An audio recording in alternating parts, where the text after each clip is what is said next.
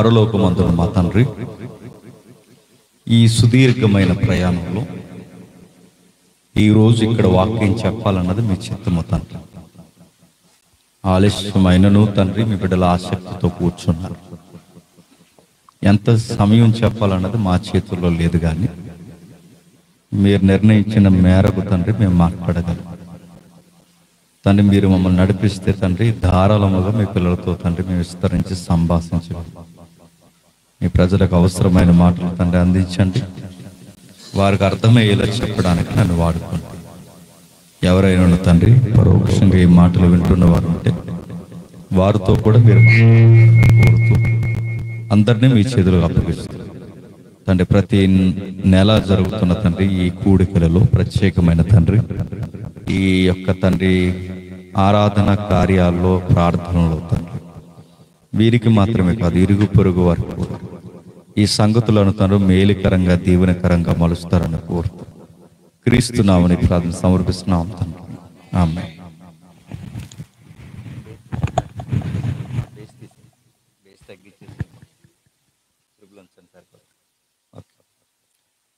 కొన్ని నిలువైన సంగతులు విందాం. ఎంత సమయం చెప్పాలన్నది మీరు వినే దాన్ని బట్టి. స్పీకర్ ఎప్పుడు ఎక్కువ టైం ఎప్పుడు చెప్పగలడంటే వినేవారు ఆసక్తిగా ఉన్నప్పుడు. మీరు చెప్తున్నప్పుడు గోడల వైపు సీలింగ్ల వైపు చూశారనుకోండి, చెప్పలేం. చెప్పబోతే మీరు ఎంత ఆసక్తిగా వింటే అంత బాగా చెప్పాలి. ఇప్పుడు ఆలస్యం చేయకుండా ఇక వాక్యంలోకి వెళదాం. మొట్టమొదటిసారి ఇక్కడికి పిలువబడ్డాం కనుక మీ పరిస్థితులు ఏంటో, మీ యొక్క గుణగణాలు ఏంటో నాకు పూర్తిగా తెలియదు.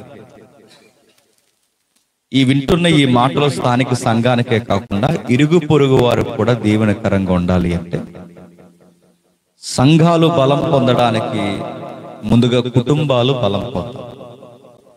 కుటుంబాలు ఎప్పుడైతే బలపడతాయో సంఘము బలపడుతుంది. సంఘం అంటేనే కొన్ని కుటుంబాలు కలయిక. ఈ కుటుంబాలు బలముగా ఉన్నప్పుడు సంఘము బలముగా మరింత స్థిరముగా నిలబడి అనేకులకు సాక్ష్యముగా వ్యవహరించాలి. అందుకే మన కుటుంబాల్లో కొన్ని విషయాలు మనకి స్పష్టత తెలియదు. వాటిని గూర్చిన దర్యాప్తుకి మనం వెళదాం. చూద్దాం. మలాకి గ్రంథం అందరూ బైబిల్ తీయండి. మలాకి గ్రంథం మొదటి అధ్యాయం. మలాకి గ్రంథం మొదటి అధ్యాయం మొదటి 5 వచనాలు. ఇశ్రాయేలును గూర్చి మలాకి ద్వారా పలకబడిన యెహోవా వాక్కు.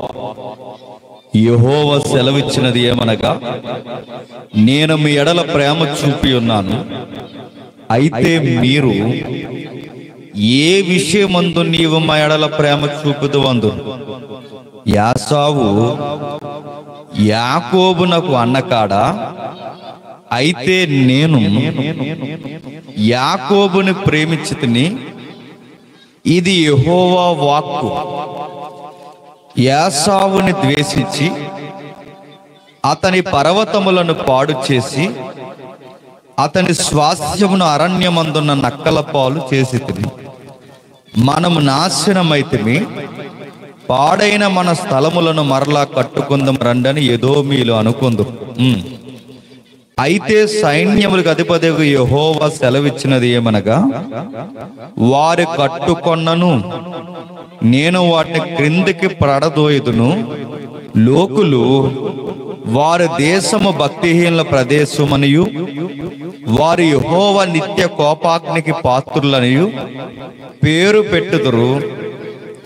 కన్నులారా దానిని చూసి ఇశ్రాయేలు సరిహద్దుల్లో యెహోవా బహు గనుడుగా ఉన్నాడని మీరందరూ నిజాయితీగా మోమాటం లేకుండా సిగ్గు లేకుండా ఒక మాట ఒప్పుకుందాం. చదివిన వచనాల్లో మనకేమన్నా అర్థమైందా? చెప్పండి, సిగ్గు లేకుండా చెప్పండి. అర్థం అవలేదు. మనం ఎక్కడైనా యాక్టింగ్ చేయొచ్చేమో కానీ వాక్యం దగ్గర అర్థం కాకపోయినా యాక్టింగ్ చేయకూడదు. బయట మనకి ఏమీ తెలియకపోయినా ఒక మేకపోతే గాంభీర్యం చూపిస్తాం, అన్నీ అర్థమైనట్టు. మనం నేను అదే అనుకుంటున్నానండి అంటాం. నిజానికి మనకు తెలియదు, అక్కడ ఎలాగ మనం యాక్టింగ్ చేసినా చెల్లుద్దు. కానీ వాక్యం దగ్గర కుదరదు. మనకు తెలియదంటే తెలియదు, తెలుసు అంటే తెలుసు. అరే యాకోబు తెలుసుగా, యాసావు తెలుసుగా అంటే అది తెలిస్తే సరిపోద్దా? దాని వెనక చాలా చరిత్ర ఉంది, చాలా మూలాలు ఉన్నాయి. ఆ మూలాలలోకి మనం వెళ్ళగలిగితేనే వాక్యం యొక్క తీవ్రత మనకు అర్థం. కాకపోతే వాక్యాన్ని అర్థం చేసుకోవడంలో బద్ధక రత్నాలు ఎక్కువైపోయారు ఈ మధ్యకాలంలో. బద్ధక కార్యక్రమం ఏంటి చెప్పనా? అది తప్పని అనట్లేదు, కానీ దాన్ని సరిపెట్టుకుంటున్నారు. అది తప్పని మాత్రం నేను అంటాను. December 31 ఒకసారి చర్చికి వస్తారండి. అప్పుడు వరకు కనబడరు ఈ శిలకలు. అప్పుడు వస్తారు. శిలకలని ఎందుకు అంటున్నాను వినండి. ఈ చిలకలన్నీ వచ్చి 31కి కార్డులు ఎదుగుతాయి. చిలకొచ్చి కార్డు తెస్తుందిగా, అలాగే ఈ చిలకలు 31కి వస్తాయి, వచ్చి కార్డులు ఎదుగుతాయి. వీళ్ళకి ఇష్టమైన కార్డు ఏముందో ఎదుక్కుని ఏడాది పొడికి ఇంకా ఒక్క కార్డే వాక్యం, ఇంకా వాక్యం చదవరు. ఇంకా అదే కార్డు. అంటే 66 పుస్తకాలు నీకు దేవుడు అనవసరంగా ఇచ్చాడానికి తెలియక 66 పుస్తకాలు రాయించేశాడు. పాపం నీకులాంటి తెలివితే ఎట్లుంటే ఓ కార్డు ఇద్దుడు ఆయన. ఓ కార్డు తీసుకుంటారు, అది ఎక్కడో సెల్ఫ్ లో పెట్టుకుంటారు, లేదా ఒక బుక్ లో పెట్టుకుంటారు. ఇక ఏడాదికి ఇదే ఇంక మాకు వాక్యం. మరి 66 పుస్తకాలు చదవరు. మరికొంతమంది ఉంటారు క్యాలెండర్ మీద వాక్యాలు చదవరు. ఇక వాక్యాలు చదవరని అడుగుతున్నాను, ఇలా చదివితే వాక్యం అర్థం అవుతా? లేదు. నేను కార్డు తీసుకుంటున్నారా తప్ప ఒప్ప విషయం పక్కన పెట్టండి, కానీ నువ్వు ఏడాదంతా ఒక్క కార్డు పట్టుకుని తిరగడం తప్ప అంటున్నా. మీకు ఉదాహరణ చెప్తాను విను. ఇలాగే ఆడవారి కార్డులు, మగవారి కార్డులు అని వేరుగా ఒక సంఘ సేవకులు 31కి ఇద్దామని రెడీ చేశాడు. కార్డులు ఇద్దామని రెడీ చేసిన తర్వాత ఎవడో కంగారోడు, కుదురు లేనుడు ఆ కార్డులు కలిపేశాడు. ఆ కలిపేస్తే ఆ కార్డులు వాళ్ళకి వెళ్ళాల్సిన కార్డులు వీళ్ళకి వెళ్ళాల్సిన కార్డులు వాళ్ళకి వెళితే ఓ కార్డు ఆడవాళ్ళది మగవాళ్ళకి వెళ్ళిపోతే అందులో ఒక విచిత్రమైన మాట ఉంది, ఈ ఏడాది నువ్వు గర్భవతి అవుతావు. అవుతాడాడు? సత్తాడు? అవుతాడా? నేను అడుగుతున్నాను. కార్డులు పట్టుకుంటే చిలక దానికి తోసింది వేస్తుంది, అది 5వ వరుసలో వేస్తా 6వ. అలా మనం ఎలా తయారయ్యని చెప్పినా ఇక ఏడాదికి ఒక కార్డు అనుకుంటా. మీలో మరిలో ఒక ఉదాహరణ చెప్తా. రాజమండ్రి నుంచి ఈ రాజమండ్రికి కొవ్వూరికి మధ్యలో సుమారు ఒక 4.5 కిలోమీటర్ల బ్రిడ్జ్ ఉంది, తెలుసుగా, రోడ్ కమ్ రైల్ బ్రిడ్జ్. ఈ వెస్ట్ గోదావరి మీటింగ్ అయిపోయింది, నేను మళ్ళీ రాజమండ్రి వెళ్ళిపోతున్నాను. ఈ వెళ్ళిపోతున్నప్పుడు నైట్ టైము చాలా మంది మీటింగ్ నుంచి వెళ్ళిపోతున్నప్పుడు ఎవరో ఒకరు బండ్లు పెంచి పట్టడం ఏదో ఒకటి కనబడుతూ ఉంటుంది దృశ్యం. మనం 365 రోజులు తిరుగుతాం కనుక ఈ దృశ్యాలు కనబడుతుంటాయి. కనబడినప్పుడు మనకి మరి యేసుప్రభు వారు బైబిల్లో ఒక మాట చెప్పాడుగా, దారిలో ఎవరైనా పడిపోతే మంచి సమరయుడు అన్నాడుగా. నువ్వు మంచి సమరయుడులో ఉంటావు, పరిసైడ్లో ఉంటావు అని అడిగాడుగా మనం. ఇప్పుడు ఎవడైనా పడిపోతే నేను ఎంత ప్రార్థన చేసి ఇన్ని వాక్యాలు చెప్పాలంటే ఎవడైనా పడిపోతే చూస్తుంటే వెళ్ళిపోతే నేను పరిసైడ్ని అవుతాను తప్ప అది మనకు గుర్తు వస్తుంది, మనస్సాక్షి పనిచేసి. అందుకే ఎవరైనా పడిపోతే ఆగి ఏ అంబులెన్స్ ఫోన్ చేయడమో, లేకపోతే ఆడు ఫోన్ తీసుకుని మన డైల్ నెంబర్లు ఉంటే చెప్పరా నాయన అని చెప్పి వాళ్ళకి ఫోన్ చేయడం ఏదో చేస్తాం, అది తప్పదు. అలా చేసిన తర్వాత ఇలాగే ఈ అలవాట్లో వెళుతున్నప్పుడు ఆల్రెడీ ఒక బండి సెంటర్ లో పడిపోయి కనబడుతుంది. ఈ రాజమండ్రి బ్రిడ్జ్ ఇలా కొవ్వూరు దిగుతుంటే ఇలా కరువు ఉంటుందండి, ఇలా టర్న్ అవుతుంది బ్రిడ్జ్. ఈ బ్రిడ్జ్ ఇలా రాజమండ్రి నుంచి వస్తే ఇలా టర్న్ అవుతుంది. మరి ఈ టర్నింగ్ ను గుద్దేశాడో లేకపోతే ఏం జరిగిందో మనకు తెలియదు. చాలా వేగంగా ఆయన గుద్దాడు. ఆ బండి సరిగ్గా సెంటర్ లో పడిపోయి దాని లైట్ ఇలా పైకి వస్తుంటే మన కారుకు తంతుంది అనమాట. ఇదేంటి బండి కింద పడిపోయిందో ఏమో, ఎవరో పడిపోయి ఉంటారు పెద్దవారు, లేకపోతే ఎవరైనా డాష్ ఇచ్చి ఉంటారు, ఎవరు లేకపోతే, ఎందుకంటే లేకపోతే గొడవలు కేసులు ఇవన్నీ ఉంటాయని అలా వదిలేసి వెళ్ళిపోయారు అందని మనకు అలవాటు మీద దిగుదాం ఇలా దిగి చూసిన వెంటనే ఈ మెదడు ఉంటుంది చూసారా, ఇది పెరుగు ముద్ద ఎలా వచ్చి బయటపడితే ఎలా ఉంటుందో మొత్తం మెదడంతా వచ్చి బయటపడిపోయింది. ఎందుకు చెప్తున్నాను వినండి. అది పడిపోయిన తర్వాత ఈ ముఖం అంతా ఈ రోడ్డుకి పూర్తిగా నొక్కేసింది. ఈ ఎముకలన్నీ వెనక్కిపోయి ఉన్నాయి. చూస్తే కుర్రోడే, ఎవరో ఏంటి ఇంటిమేషన్ ఇద్దాం అనుకున్నాం. ఈ లోపు 100 ఫోన్ చేసాం. అంటే ఎందుకంటే ఇలాంటి చేయరు ఎవరు, చేస్తే మళ్ళీ స్టేట్మెంట్లు అంటారు, రికార్డ్స్ అంటారు. నేను ఎలాగ పోలీసులు కనుక సర్వీస్లో ఉన్నాను కనుక నేను ఫోన్ చేశాను ధైర్యంగా. 100 ఫోన్ చేసి చెప్పాను, నేను కూడా డిపార్ట్మెంట్ సార్, ఇక్కడ బాడీ పడిపోయి ఉంది, ఇలా ఏదో జరిగింది మాకు తెలియదు, మరి నేను చూసే ఇంటిమేషన్ ఇస్తున్నాను అని చెప్తే 100 కాల్ చేసిన వెంటనే అక్కడ లోకల్ బీట్ ఎవరైతే ఉన్నారో వాళ్ళు టక్క వచ్చారు. వచ్చిన వెంటనే చెప్పారు నేను డిపార్ట్మెంట్ సార్ అని చెప్తే, ఈ లోపల వీళ్ళు రావడానికి ముందు ఇంకా టైం ఉంది కదండి, ఈ టైం ఉండే లోపల ఏమన్నా దొరుకుతుంది ఇన్ఫర్మేషన్ ఇద్దామని చెప్పి ఆ బైక్ దగ్గరికి వెళ్ళి చూస్తే ఆ బైక్ దగ్గర బ్యాగ్ పడిపోయింది, అందులో ట్యాబ్ ఉంది, ఆ ట్యాబ్ లోపల పర్స్ ఉంది. ఆ పర్స్ బయటకు తెచ్చి చూస్తే ఆ పర్సులో కార్డు ఉంది. ఎంతకీ బాధాకరమైన విషయం, ఆయన కూడా పోలీసు. ఆ లోపల ఇంకా ఏమున్నాయని తీసి చూస్తే ట్యాబ్ తో పాటు ఆ 31st తీసుకున్న కార్డు, వాగ్దానం కార్డు మీద ఏముందో తెలుసా? నువ్వు ఫలించి అభివృద్ధి పొందుతావు. నేను అడుగుతున్నాను, మరి ఆ కార్డు ఆయన జేబులో పెట్టుకుని, ఆయన బ్యాగ్ లో పెట్టుకుని ఆయన సర్వీస్ లో తిరుగుతున్నాడు. వాగ్దానాలే ఏడాది అంతటికి సరిపోతాయి అనుకుంటే నేను అడుగుతున్నాను, ఆ కార్డు ఉన్నప్పుడు ఎందుకు చచ్చిపోయాడు? నేను అడుగుతున్నాను. నేను ఎందుకు చెప్తున్నానంటే ఎప్పుడు ఏం జరుగుతుందో మనకు తెలియదు. ఈ కార్డే నాకు గ్యారంటీ అనుకోకండి, అది కాదు గ్యారంటీ. 66 పుస్తకాలు మన లైఫ్ గ్యారంటీ. అందుకు దీన్ని ప్రతిరోజు చదవాలి. ఎప్పుడు ఏ విపత్తు వచ్చి మన మీద పడిపోతుందో మనకు తెలియదు, ఎప్పుడు ఎలా జరుగుతుందో మనకు తెలియదు. అందుకే బైబిల్ ఏమన్నాడంటే ఇది మన పాదాలకి దీపం. పాదాలకి దీపం అంటే ఇప్పుడు చీకట్లో మీరు అలా నడుచుకుని వెళ్తున్నారు అనుకోండి, నీకు ఒక టార్చ్ లైట్ ఇస్తే నెక్స్ట్ అడుగు, అంటే నీకు ఒక టార్చ్ ఇస్తే నెక్స్ట్ అడుగు ఎక్కడ వేయాలో ఆ లైట్ వేసుకుంటే తెలిసిపోద్ది అక్కడ గొయ్యి ఉందో సదునైన నేల ఉందో. టార్చ్ ఉంటే ఒక నేలని మనం ఎలా నడిచి వెళ్ళాలో, చీకట్లో మనకు ఎలా అయితే ఒక టార్చ్ దారి చూపిస్తాదో, ఈ చీకటని పాప ప్రపంచంలో ఎలా అడుగులు వేయాలో, ఎలా కాపురం చేయాలో, ఎలా బతుకుని గడించాలో, ఏ ఉద్యోగాలు చేయాలో, ఏం చెయ్యాలో ఏం చేయకూడదో మనకు తెలియాలంటే మనకు రైట్ టార్చ్ ఏంటి చెప్పండి? వాక్యం. ఇది తెలిస్తేనే ఏ అడుగు ఎక్కడ వేయాలో మనకు తెలుస్తుంది. ఇది తెలియకపోతే నేను అడుగుతాను, ఎలా బతకాలో మనకు ఎలా తెలుస్తుంది? అందుకే ఇది చదవాలి, కష్టపడి చదవాలి. చాలా మంది అంటారు మాకు చదువు రాదండి. అంటే నీకు చదువు రాదని చెప్పి 10 రూపాయలకి ఆయన 100 ఇస్తే ఒప్పుకుంటావా? 10 జీవితాం. నీకు అక్కడ మాత్రం ఉంటే దొంగ తెలివితేటలని, అక్కడ మాత్రం నీ తెలివితేటలు అన్ని పనిచేస్తాయి. నీ వడ్డీకి పనిచేస్తాయి, కూలి పని పనిచేస్తుంది, నెలకి ఎంత సరిపడి అన్ని పనిచేస్తాయి. గ్యాస్ ఎంత ఎంచుకోవాలో తెలుసు నీకు, ఈఎంఐలు ఎలా కట్టాలో తెలుసు నీకు, సీటీలు ఎలా కట్టాలో తెలుసు నీకు, అన్నీ తెలుసు. బైబిల్ చదవంటే ఒళ్ళు బతుకం మాట ఏంటో చెప్పిన చదువు లేదండి, సీరెత్తడి మాట చెప్పారండి, గుర్తుపెట్టు. నీకు అన్ని దిక్కులనా నీకు తెలివితేటలు ఉపయోగపడినప్పుడు నీకు అర్థమవుతుంది. బైబిల్ అంత ఈజీగా ఏం అర్థమవుతుంది? కష్టపడిన వాడికి అర్థమవుతుంది, దాని పట్ల తపనున్న వాడికి ఖచ్చితంగా అర్థమవుతుంది. ఎందుకు ఇప్పుడు వచనాలు ఉన్నాయి, ఏంటి అసలు దీని గొడవ ఏంటి? చరిత్రం.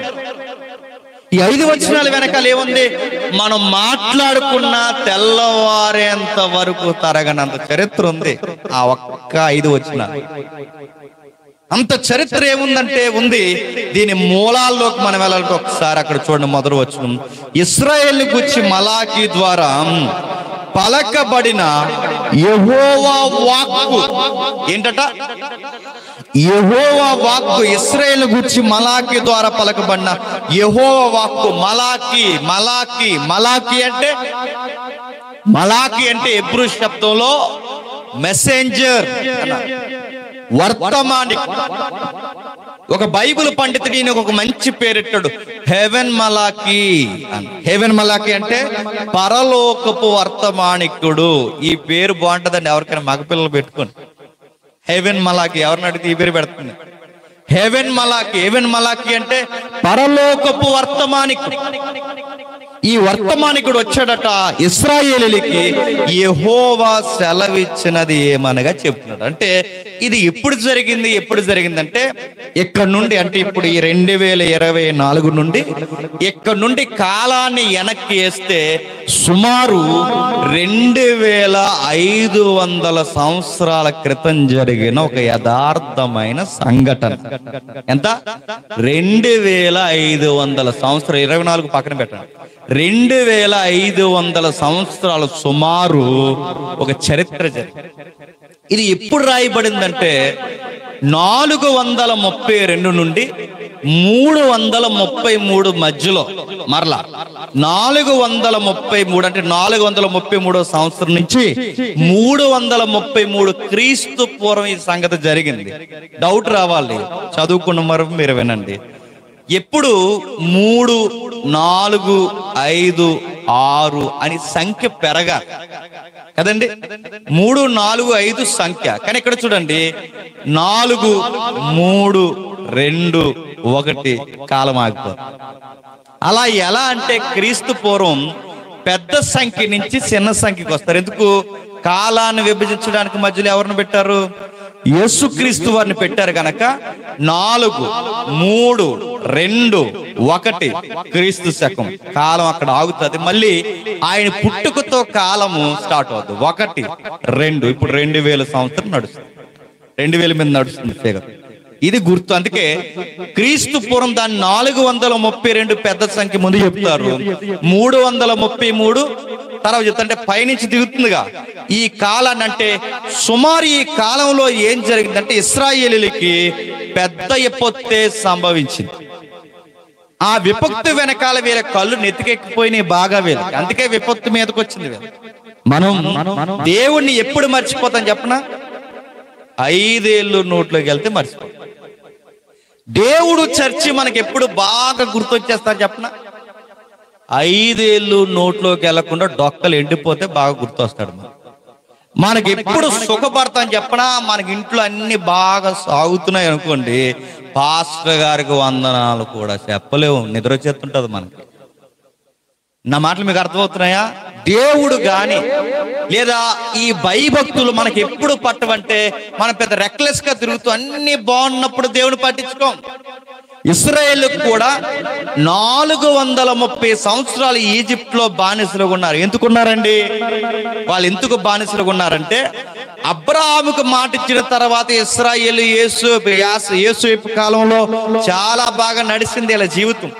ఆ తర్వాత వీళ్ళకి బాగా కళ్ళు నెత్తికెక్కేసింది. ఎవరికి? ఇశ్రాయేలు. అప్పుడు దేవుడు ఏం చేశాడంటే వీళ్ళని బానిసలు చేశాడు. 430 సంవత్సరాలు ఏడ్చారు, రోదన చేశారు.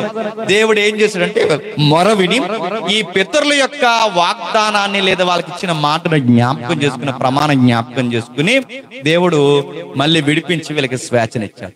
ఎప్పుడైతే మళ్ళీ పంటలు పండాయి, కడుపులు నిండాయి, చక్కగా జీవితం నడుస్తుంది.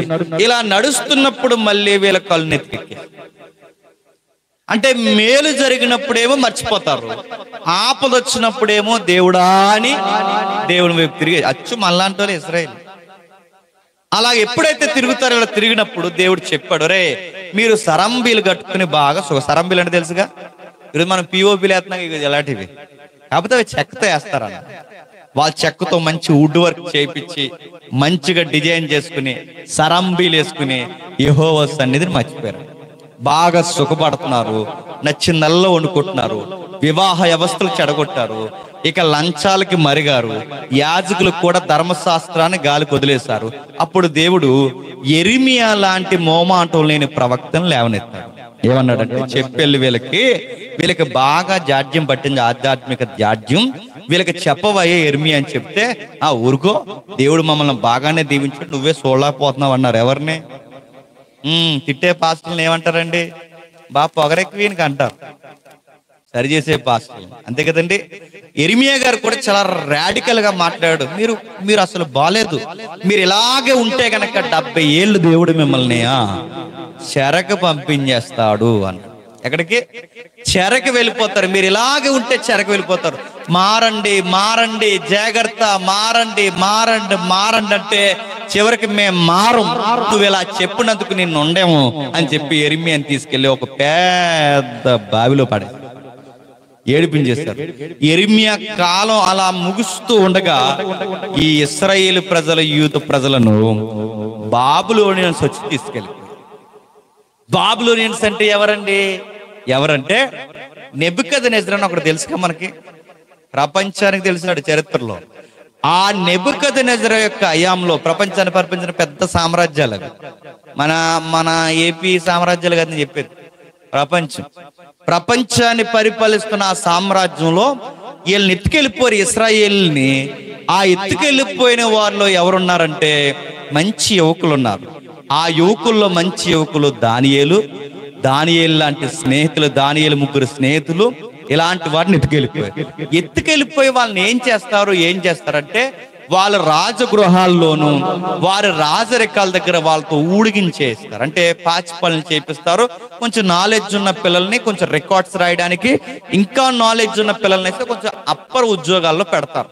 ఇలా పెట్టినప్పుడు వీళ్ళ ప్యాలెస్ల్లో పనిచేయాలి కనుక వీళ్ళని ఏం చేస్తారంటే వాళ్ళ రాణీలు కానీ వాళ్ళ ఆస్థానంలో ఉన్న మళ్ళీ వాళ్ళ స్త్రీలు వీళ్ళకి ఎక్కడైనా వీళ్ళ నాలెడ్జ్కి వీళ్ళ బ్యూటీకి కనెక్ట్ అవుతారేమో అని వాళ్ళని ఏం చేస్తారంటే మగతనాన్ని, అంటే పురుష లక్షణాన్ని తీసేస్తారు. అంటే మీరు చరిత్ర చదవండి, దానియేలు గారికి భార్య ఉన్నట్టు కానీ దానియేలు గారికి కుటుంబం ఉన్నట్టు మీకు బైబిల్లో కనబడదు, చరిత్రలో కనబడదు. ఎందుకంటే అతన్ని నపుంసకుడు అనకూడదు కానీ ఆ పురుష లక్షణాన్ని ఆయన్ని చంపేశారు, అంత క్రూరంగా హింసించారు.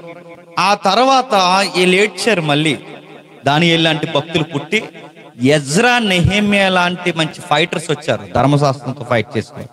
వీళ్ళు వచ్చి ఏం చేస్తారంటే, దేవా తప్పు అయిపోయింది బ్రోవా, వీళ్ళ తప్పులు మేము మీదేసుకుంటున్నాం, వీళ్ళ పక్షాన మేము విజ్ఞాపన చేస్తున్నాం, మమ్మల్ని క్షమించు ప్రభువా, మళ్ళీ మాకు సమాధానకరమైన జీవితాన్ని ఇవ్వు, మళ్ళీ మా స్వాస్థ్యమైన కానాను భూభాగానికి మేము వెళ్ళిపోతాం, నీకు దయచేసి ఇదిగో మా పశ్చాత్తాప ప్రార్థనలు విను, ఈ ప్రజల పక్షాన మేము తప్పులు ఒప్పుకుంటున్నామని నెహెమ్యా, ఎజ్రా లాంటి వీళ్ళు ఫైట్ చేశారు. నెహెమ్యా అంటే గవర్నమెంట్ ఎంప్లాయ్ ఆ స్థానంలో. ఇలాంటి వారు ఎప్పుడైతే ఏడ్చారో రాజుల హృదయాలు కరిగాయి. వీళ్ళ అయాంలో ఏం చేశారంటే దేవుడు మళ్ళీ విడుదల ఇచ్చాడు. వీళ్ళకి విడుదల ఇచ్చిన తర్వాత మళ్ళీ తిరిగి ఎక్కడికి వచ్చారు, కానాను భూభాగానికి వచ్చారు. ఎజ్రా, నెహెమ్యా అయాంలో వీళ్ళు వచ్చిన తర్వాత మళ్ళీ కాలం గడిచింది. సరిగ్గా 100 ఏళ్ళు గడిచిన తర్వాత మళ్ళీ కళ్ళు నెత్తికెక్కి ఇలా ఎన్నిసార్లు చెప్పి దేవుడు ఇసుకుపోయి వీళ్ళకి మళ్ళీ చెప్పేది లేదని చివరగా ఒక ప్రవక్తను పంపించాడు. ఆ చివరి ప్రవక్తే ఇప్పుడు చెప్పండి, మలాకి. ఇది దీని చరిత్ర. ఈ మలాకి వచ్చాడు. ఈ మలాకి వచ్చి చివరిగా ఒక మాట చెప్తున్నాడు. ఏమని చెప్తున్నాడు? యెహోవా మీకు సెలవిస్తున్నాడు. ఏమని సెలవిస్తున్నాడు అంటే, నేను మీ ఎడల ప్రేమ చూపి ఉన్నాను. ఏంటట? నేను మిమ్మల్ని ప్రేమిస్తున్నాను. మీరు ఇన్నిసార్లు లోబడనొల్లని ప్రజలైనను మీ పితరులకు ఇచ్చిన మాటలను బట్టి నేను మిమ్మల్ని ప్రేమిస్తున్నానంటే వీళ్ళు అన్నారట, నువ్వు ఏ విషయంలో ప్రేమించావు మాకు ప్రూఫ్ చూపించు అన్న. జనాలు అంటే చెప్పినా తినేసి మరిచిపోతారు. ఎప్పుడన్నా మనం ఎవరినైనా పోషించినా, ఎవరినైనా పెంచినా, మన నీడను పెరిగినా, మన రెక్కల సాటునున్న మొత్తం తినేసి ఈడు స్థిరపడిపోయి ఏమంటాడు చెప్పినా, ఏం చేసావు మాకు అంటాడు. తగిలిన ఇలాంటివి తగులుతాయి చూడండి. ఎప్పుడన్నా మనం బాగా అక్కడ వరకు పిల్లల్ని బాగా పెంచండి. ఇంటర్మీడియట్ డిగ్రీకి వచ్చాక వాళ్ళకు అనుకూలంగా మనం ఏదన్నా చేయకపోయాం అనుకున్నా వాళ్ళు ఏమంటారు చెప్పినా, జీవితంలో మాకు ఏం చేయలేదు నువ్వు అంటే. జీవితంలో ఏం చేయకపోతే ఇంటర్మీడియట్ ఎలా చదివారు నువ్వు అంటారు. చూసారా? వాళ్ళు ఎప్పుడైనా సడన్ గా అంటారు. జనాలు అడిగితే తినేసి మర్చిపోతారు. మనం ఏ చేతి అయితే తినిపిస్తాం ఆ చేయి నరికేస్తారు. మనం ఎవరినైతే ఆదరిస్తాం ఆడే మనం పొడిచేస్తాడు. ఇది యూనివర్సల్ సూత్రం. ఇది మోసేకి అదే జరిగింది, ప్రవక్తలకు అదే జరిగింది, ఇప్పుడు వీళ్ళకి అదే జరుగుతుంది. సరాసరి దేవుడికి అదే జరుగుతుంది. మొత్తం పెరిగి పంటలు పండితే బాగా తినన్నారట. ఏ విషయంలో ప్రేమించేవేటి మమ్మల్ని అన్నారట. ఎవరిని? ఎంత భయం లేనితనం అండి వీళ్ళకి, ఎంత భయం లేనితనం చూడండి. ఏ విషయం అందు ప్రేమించావంటే దేవుడు అన్నాడు, ఆయనే తగ్గన్నాడు, మీ నాన్న ప్రేమించానని. ఎవరు మీ నాన్న? యాకోబు. ఇప్పుడు నేను అడుగుతున్నానండి, మా ఆవిడ ఉంది, నా భార్య, మీరు నన్ను ఏ విషయం అందు ప్రేమించారు అనగానే అప్పుడు నేను మీ నాన్న ప్రేమించానంటే ఎలా ఉంటదండి? నా మాట మీకు అర్థమైంది. ఇప్పుడు ఆవిడ అడిగింది నన్ను ఏమని, నువ్వు నన్ను ఏ విషయం మందు ప్రేమించావంటే మీ నాన్న ప్రేమించానేమనుకో, ఎక్కువ మాట్లాడు అన్నాను అనుకోండి. నేను అడిగేదేంటి చెప్పేదేంటి అనుకోదు, వాళ్ళు నడిచి వెళ్ళిపోద్దు. ఉంటదా? అర్థం లేనట్టుంది, కానీ మన మధ్య అర్థం లేనట్టుందేమో, కానీ దేవుడు తన ప్రజలతో మాట్లాడుతున్న దానికి అర్థం ఉంది. ఏమని మాట్లాడుతున్నాడంటే, నువ్వు ఏ విషయమందు మా ఎడల ప్రేమ చూపుతావంటే దేవుడు క్వశ్చన్ రేజ్ చేశాడు. యాకోబును ప్రేమించానంటే బాగుంది, అలా కాదు. యాసావు యాకోబు కన్న కాడ ప్రశ్న. అయితే నేను యాకోబుని ప్రేమించింది, ఇది యెహోవా వాక్కు. యాసావుని అదేంటి, యాకోబును ప్రేమించాను మిమ్మల్ని ప్రేమించానంటే అయిపోయింది, మళ్ళీ పెద్దోడిని ద్వేషించాను మీ నాన్న ప్రేమించాను. ఈ కథ అంతా ఎందుకు చెప్తున్నాడు? అది తెలిస్తేనే వీళ్ళ కళ్ళుకి బాగా అర్థమవుద్ది, వీళ్ళ మెదడులో బాగా పనిచేస్తాయి, మనోనేత్రాలు వెలిగింపడతాయి. అంటే ఏం చెప్పాలనుకుంటున్నాడు దేవుడు? ఇది ఇక్కడే కాదు, ఇదే మాట ఈ మలాకీ గారు వాడిన మాట, ఇదే మాట ఆదికాండం మలాకీలో ఉన్న మాట పౌలు గారు వాడు. ఎక్కడ వాడారు చూద్దాం ఒకసారి. రోమిలికి రాసిన పత్రిక చూడండి ఒకసారి. రోమిలికి రాసిన పత్రిక 9వ అధ్యాయం. అందరూ చూడండి, క్వశ్చన్ అడుగుతాను. రోమిలికి రాసిన పత్రిక 9వ అధ్యాయం, రోమిలికి రాసిన పత్రిక 9వ అధ్యాయం 12, 13, 19, 20 వచనాలు. ఒకని వలన రెబెక్కమ్మ గర్భవతి అయినప్పుడు ఏర్పాటును అనుసరించిన దేవుని సంకల్పము క్రియల మూలముగా కాక పిలిచువాని మూలముగా. అంటే క్రియలంటే ఇంకా బిడ్డల పుట్టి, క్రియ అంటే మంచి చెడు కింద అంటున్నారు చూడండి. పిల్లలు ఇంకా పుట్టి మేలైనను కీడైనను చేయక ముందే పెద్దవాడు చిన్నవానికి దాసుడగన నామితో చెప్పను, ఇందును గూర్చి నేను యాకోబును ప్రేమించితిని, యాసావుని ద్వేషించిన. అట్లా ఎట్లా కుదురుద్దండి?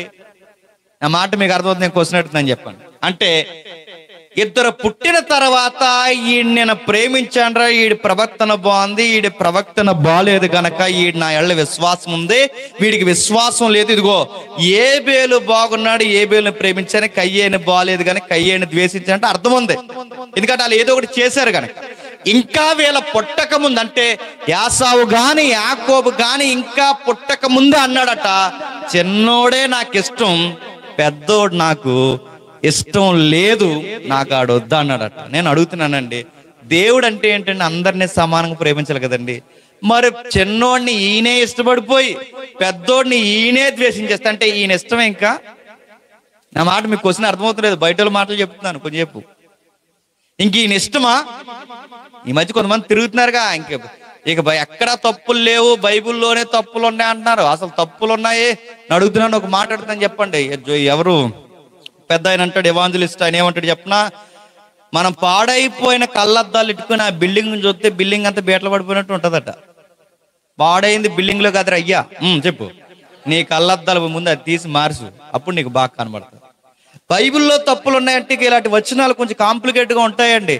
వీళ్ళకి ఇవి అర్థం కాక ఏమంటారంటే, అదిగో చూడండి, యెహోవా పక్షపాతము గలవు, ఈర్ష కలిగిన వాడు. యాకోబుని ఇంకా పుట్టక ముందే ప్రేమించడం ఏంటి, పెద్దోడిని ద్వేషించడం ఏంటి? అంటే ఈయన ఇష్టమా? అంటే వీళ్ళందరూ నాకు ఇష్టం, వీళ్ళందరూ నాకు ఇష్టం లేదని కొంతమందిని ఆయన ముందే ఫిక్స్ అయిపోతే ఇక నెల ఈ తరగతులు ఎందుకంటే పెట్టుకోడు.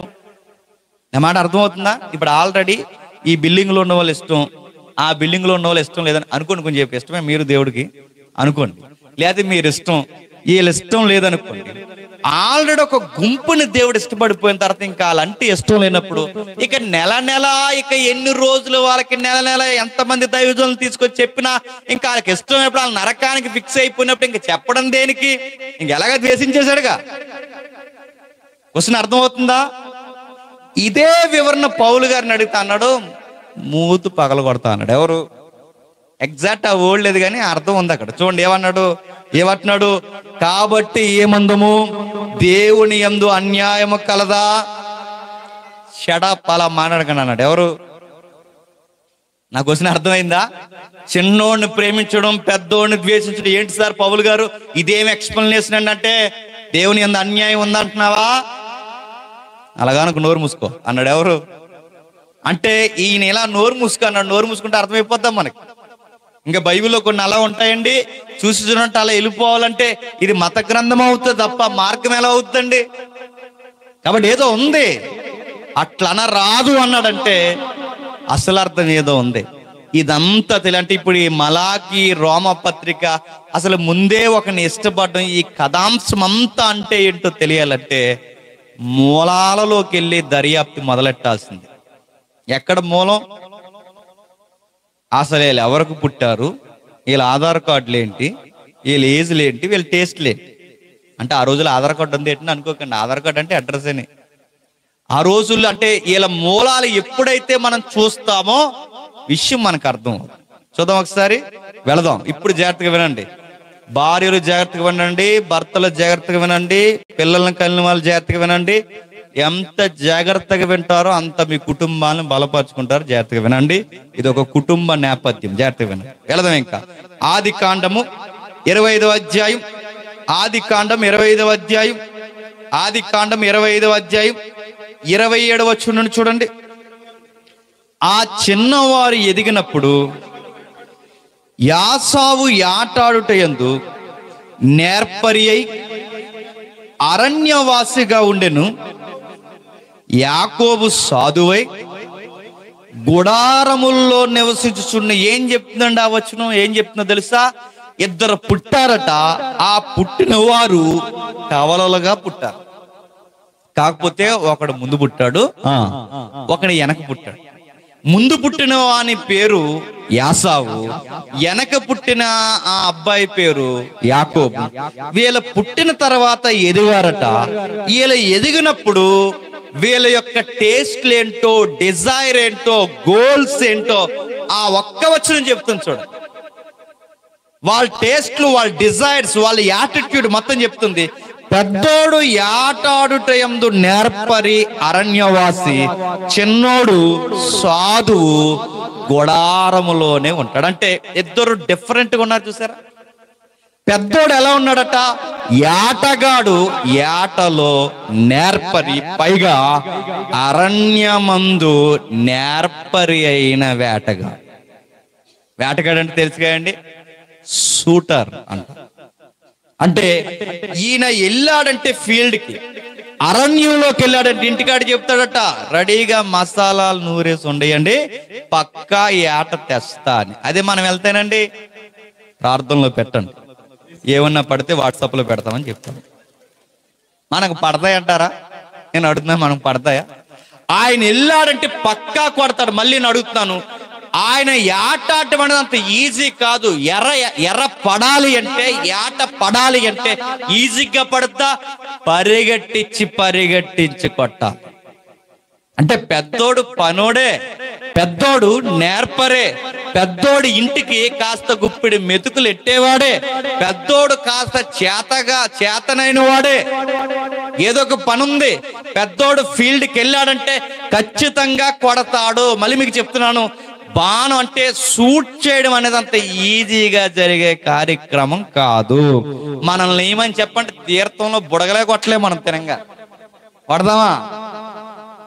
మనకి చాలా మంది చూసి ఆ బాణాలు తెగే అంత లేదు, పడదు, చాలా కష్టం. నేను చెప్తున్నాను, నేను డిపార్ట్మెంట్లో ఉన్నాను వాడిని కనుక తుపాకీలతో కాల్చడం కూడా చాలా కష్టము, చాలా కష్టం.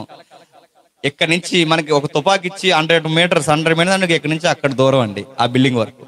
ఇక్కడి నుంచి అంత దూరానికి కొట్టమంటే ఇక్కడి నుంచి అక్కడికే మనం తినగా కొట్టలేం తెలుసా? అంత ఈజీ కదా ఫైర్. మీకు తుపాకీలు, చిన్న తుపాకులు ఉంటాయా, 9mm పిస్టల్ అంటారు వాటిని, ఇలా వెనక్కి లాగుతారుగా, దాన్ని ఇలా కొడతారా? దాన్ని ఇలా కొడితే నువ్వు సరిగ్గా పట్టుకోలేను, టపాలని మూతి మీద పాల్గొట్టేస్తావు. దాని ఫోర్స్ అలా కొడతా, టక్కుమని కొడుతుంది. అది బ్రిటిష్ తుపాకు ఉందా, దాన్ని సరిగ్గా పొజిషన్ బట్టి దీంతో అదిమి దాన్ని సరిగ్గా మనం సోల్డర్ దానికి అలవాటుగా లేదనుకోండి, ఈ గూడు వదిలేద్దండి, గెంటేస్తుంది. దాన్ని సరిగ్గా దీనికి ఇక్కడ ఒకటి ఉంటుంది ప్లేస్, అక్కడ పెట్టాలి, దాని భుజంతో అద్దాలి. అది కూడా ప్రాక్టీస్ చేసి ఈ బ్రీతింగ్ తీసుకుంటాంగా, ఈ ఊపిరి తీసుకుంటాంగా, ఊపిరి తీసుకుని అంత ఊపిరి బిగించాలి. నువ్వు దేని కొట్టాలనుకుంటున్నా ఆ ఊపిరి బిగితే సరిపోదు, దానికి ఒక చిన్న టిప్ ఉంటుంది, ఆ లోపల నుంచి చూడాలి. ఆ లోపల నుంచి చూసి దాన్ని చూసి కొడితేనే, ఈ లోపు నువ్వు ఇలా తీసుకునేటప్పుడు అన్నావంటే అక్కడ 100 తేడా వస్తుంది. చాలా కష్టం, అవ్వదు. మనకి ఈ తెరల మీద ఎలా కాల్చేస్తుంటారు, ఇలా హీరో, మన హీరో, తెలుగు హీరోలు ఇలా కాల్చేది నేను నిజంగా తుపాకిస్తే నాన్నే కాల్చేసుకుంటాడు. అవ్వదు. బయట షూటింగ్ అంతే. నేను ఎందుకు చెప్తున్నానంటే యాసావు బెస్ట్ షూటర్.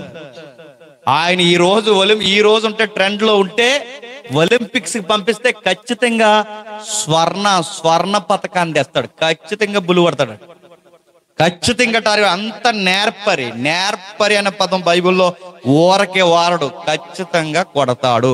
పెద్దోడు పనోడు, చిన్నోడు ఏం చేస్తాడట? అక్కడ పదం చూడండి, సాధు అంటే డల్ స్టూడెంట్స్ అంటారు చూసారా, కాముగా ఉండి ఏం మాట్లాడరు. ఆడి దగ్గరికి వెళ్ళి నువ్వు ఎన్ని క్వశ్చన్లు అడిగాడు అలా చూస్తాడు. మన ఇంకా ఒరే మాట్లాడరా, నీకు దండం పెడతా అన్నాడు, అలాగే చూడు. నీకు దండం ఏదోటి మాట్లాడరా అన్నా అలా చూస్తాడు. అలా మట్టి తిన్న పాము ఉంటుంది చూసారా, అలా చూస్తాడు. యాకోబు కూడా కొంచెం డల్లగా స్లోగా, ఆ మనిషి ఇక్కడి నుంచి ఇక్కడ నడిచొద్దు మనం తెచ్చేసుకుంటామంటే ఏమైనా తెమ్మంటే అంత స్లో. సాధు అంటే వీక్గా ఉంటాడు, కొంచెం డల్లగా ఉంటాడు. పైగా ఎక్కడికి వెళ్ళాడు, ఎక్కడ ఉంటాడు? గుడారంలో, ఇంట్లోనే ఉంటాడు. ఇంట్లోనే ఉండి ఏం చేస్తాడు? ఈ అబ్బాయి వాళ్ళ అమ్మ పార్టీ, ఎవరి పార్టీ? కొంగు సాటు బిడ్డ. ఎవరు చెప్పండి? యాకోబు. పెద్దోడు ఫీల్డ్కి వెళ్తాడు, చిన్నోడు ఇంట్లోనే ఉంటాడు. నేను అడుగుతున్నాను, ఇంట్లో ఎక్కువ ఉన్నవాడికి, ఇంట్లో ఎక్కువ ఆడవాళ్ళతో ఉన్న వాళ్ళకి ఏ బుద్ధులు వస్తాయి చెప్పండి? సిగ్గులేకనే చెప్పండి. ఎక్కువ ఆడవాళ్ళతో ఉంటే ఏ బుద్ధులు వస్తాయి? ఆడవాళ్ళ బుద్ధులు వస్తాయి. వీళ్ళ అమ్మ వెనకాలే తిరుగుతున్నాడు. ఎవరు? వీళ్ళ అమ్మ వెనకాలే తిరిగితే యాకోబుకి ఏమైనా బాణాలు వేయడం వచ్చా? ఏటగాడా? ఏదైనా పని వచ్చా? బయటికి వెళ్ళి బతకగలడా? ఏమన్నా పని నేర్చుకున్నాడు? అసలే వీక్గా ఉంటాడు. ఏదన్నా టాలెంట్ ఉందా? ఏమీ లేదు. మరి అబ్బాయి వీళ్ళ అమ్మ వెనకాల తిరిగి ఏమి నేర్చుకున్నాడు? ఏమీ నేర్చుకోలేదు. వాళ్ళ అమ్మ దగ్గర ఒక టాలెంట్ ఉంది, అదే నేర్చుకున్నాడు. అది వాళ్ళ అమ్మగారట వంటలు ఎరగొడతారట. ఎవరు? రెబెక్కమ్మ. ఎంత బాగా ఎరగొడతారో ఒక ఎగ్జాంపుల్ చెప్తాను వినండి. మగాళ్ళు ఉన్నారు కదండి, పురుషులు, ఇంటి యజమానులు 5 ఏళ్ళు కాపురం చేసిన తర్వాత భార్యతో వాళ్ళ అమ్మ ఏదో ఒక రోజు వచ్చి వంట చేస్తే, ఆ వంట చేసిన తర్వాత ఆ యజమాని గుర్తుపడతాడు, ఇది మా అమ్మ వండింది కదా అంటాడు. వాళ్ళ అమ్మ చేతి వాటం తెలుసు, వాళ్ళ భార్య ఎలా ఉంటుందో తెలుసు, వదినమ్మ ఎలా ఉంటుందో తెలుసు, చెల్లి ఎలా ఉంటుందో తెలుసు, చెప్పేయగలం. ఎందుకంటే వీళ్ళు తిని ఉంటాం కనుక వీళ్ళ అలవాట్లు మనకు తెలుసు. ఇది మా ఆవిడ వండింది, యూట్యూబ్ లో చూసి ఇది మా అమ్మ వండింది, ఇది మా వదిన వండిందని చెప్పలేము. ఖచ్చితంగా చెప్తాం, మనకు అర్థమైపోద్ది, తెలిసిపోద్ది. 5-6 సంవత్సరాలు కాపురం చేద్దాం.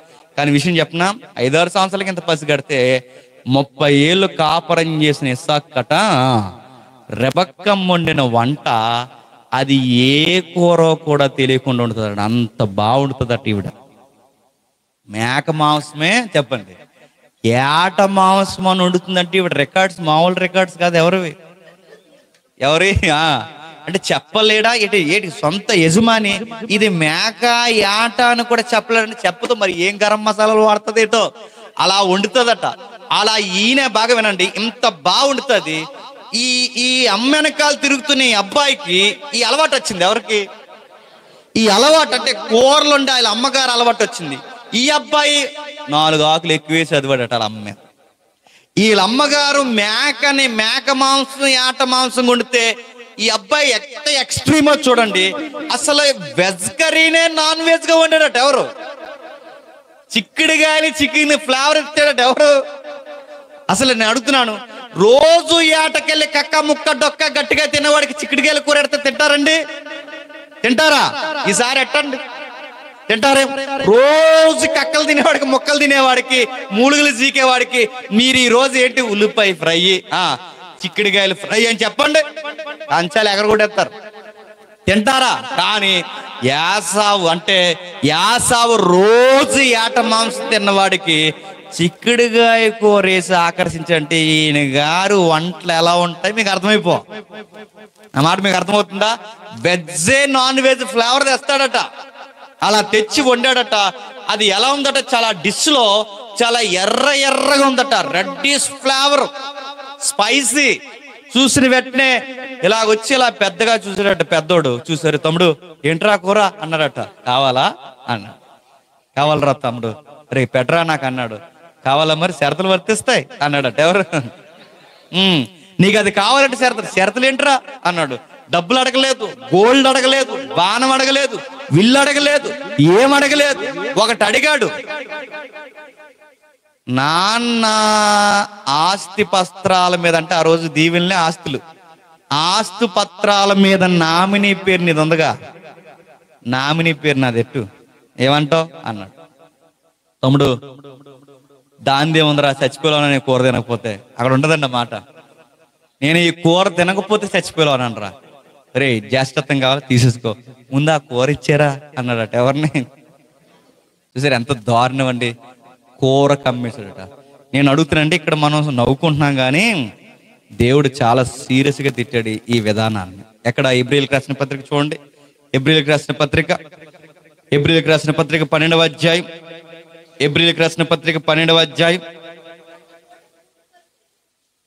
సందర్భం చదువుదాం, 14 నుంచి చదువుదాం.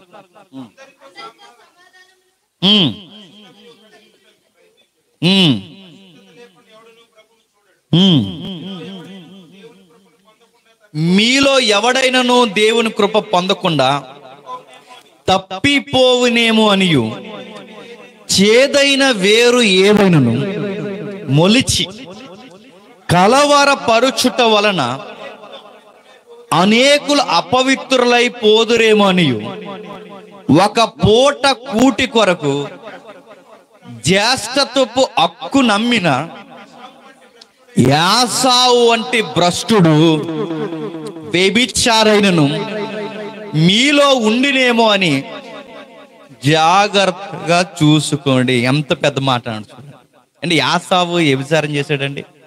కానీ దేవుడు ఏమన్నా చెప్పనా, దేవుడిచ్చిన స్థానాన్ని, దేవుడిచ్చిన వరాన్ని, దేవుడిచ్చిన తలంపుల్ని తిండి కోసం పెట్టుబడులు పెట్టిన ఎవరినైనా ఏమంటారు చెప్పనా, వ్యభిచారులు రా.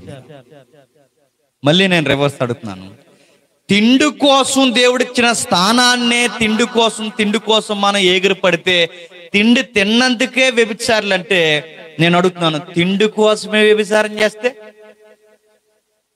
నా మాట మీకు అర్థమైందో లేదో? ఎందుకు చేస్తున్నావు, ఎందుకమ్మా వేరే పని చేసుకోవచ్చు కదా, ఈ పని ఎందుకు చేస్తున్నావమ్మా అంటే అందంట. ఏం చేస్తామయ్యా, పొట్టకూడు కోసం అంత. నేను అడుగుతున్నాను, పొట్టకూడు తిన్నందుకే వ్యభిచారం అంటే పొట్టకూడు కోసమే వ్యభిచారం చేస్తే ఏమంటాడు?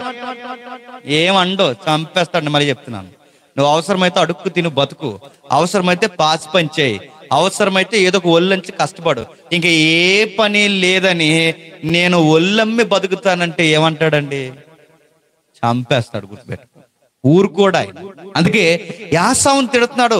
ఇలాంటి వారు ఉన్నారా సంఘంలో? ఉంటే ఉన్నారు. ఎలాంటి వారు?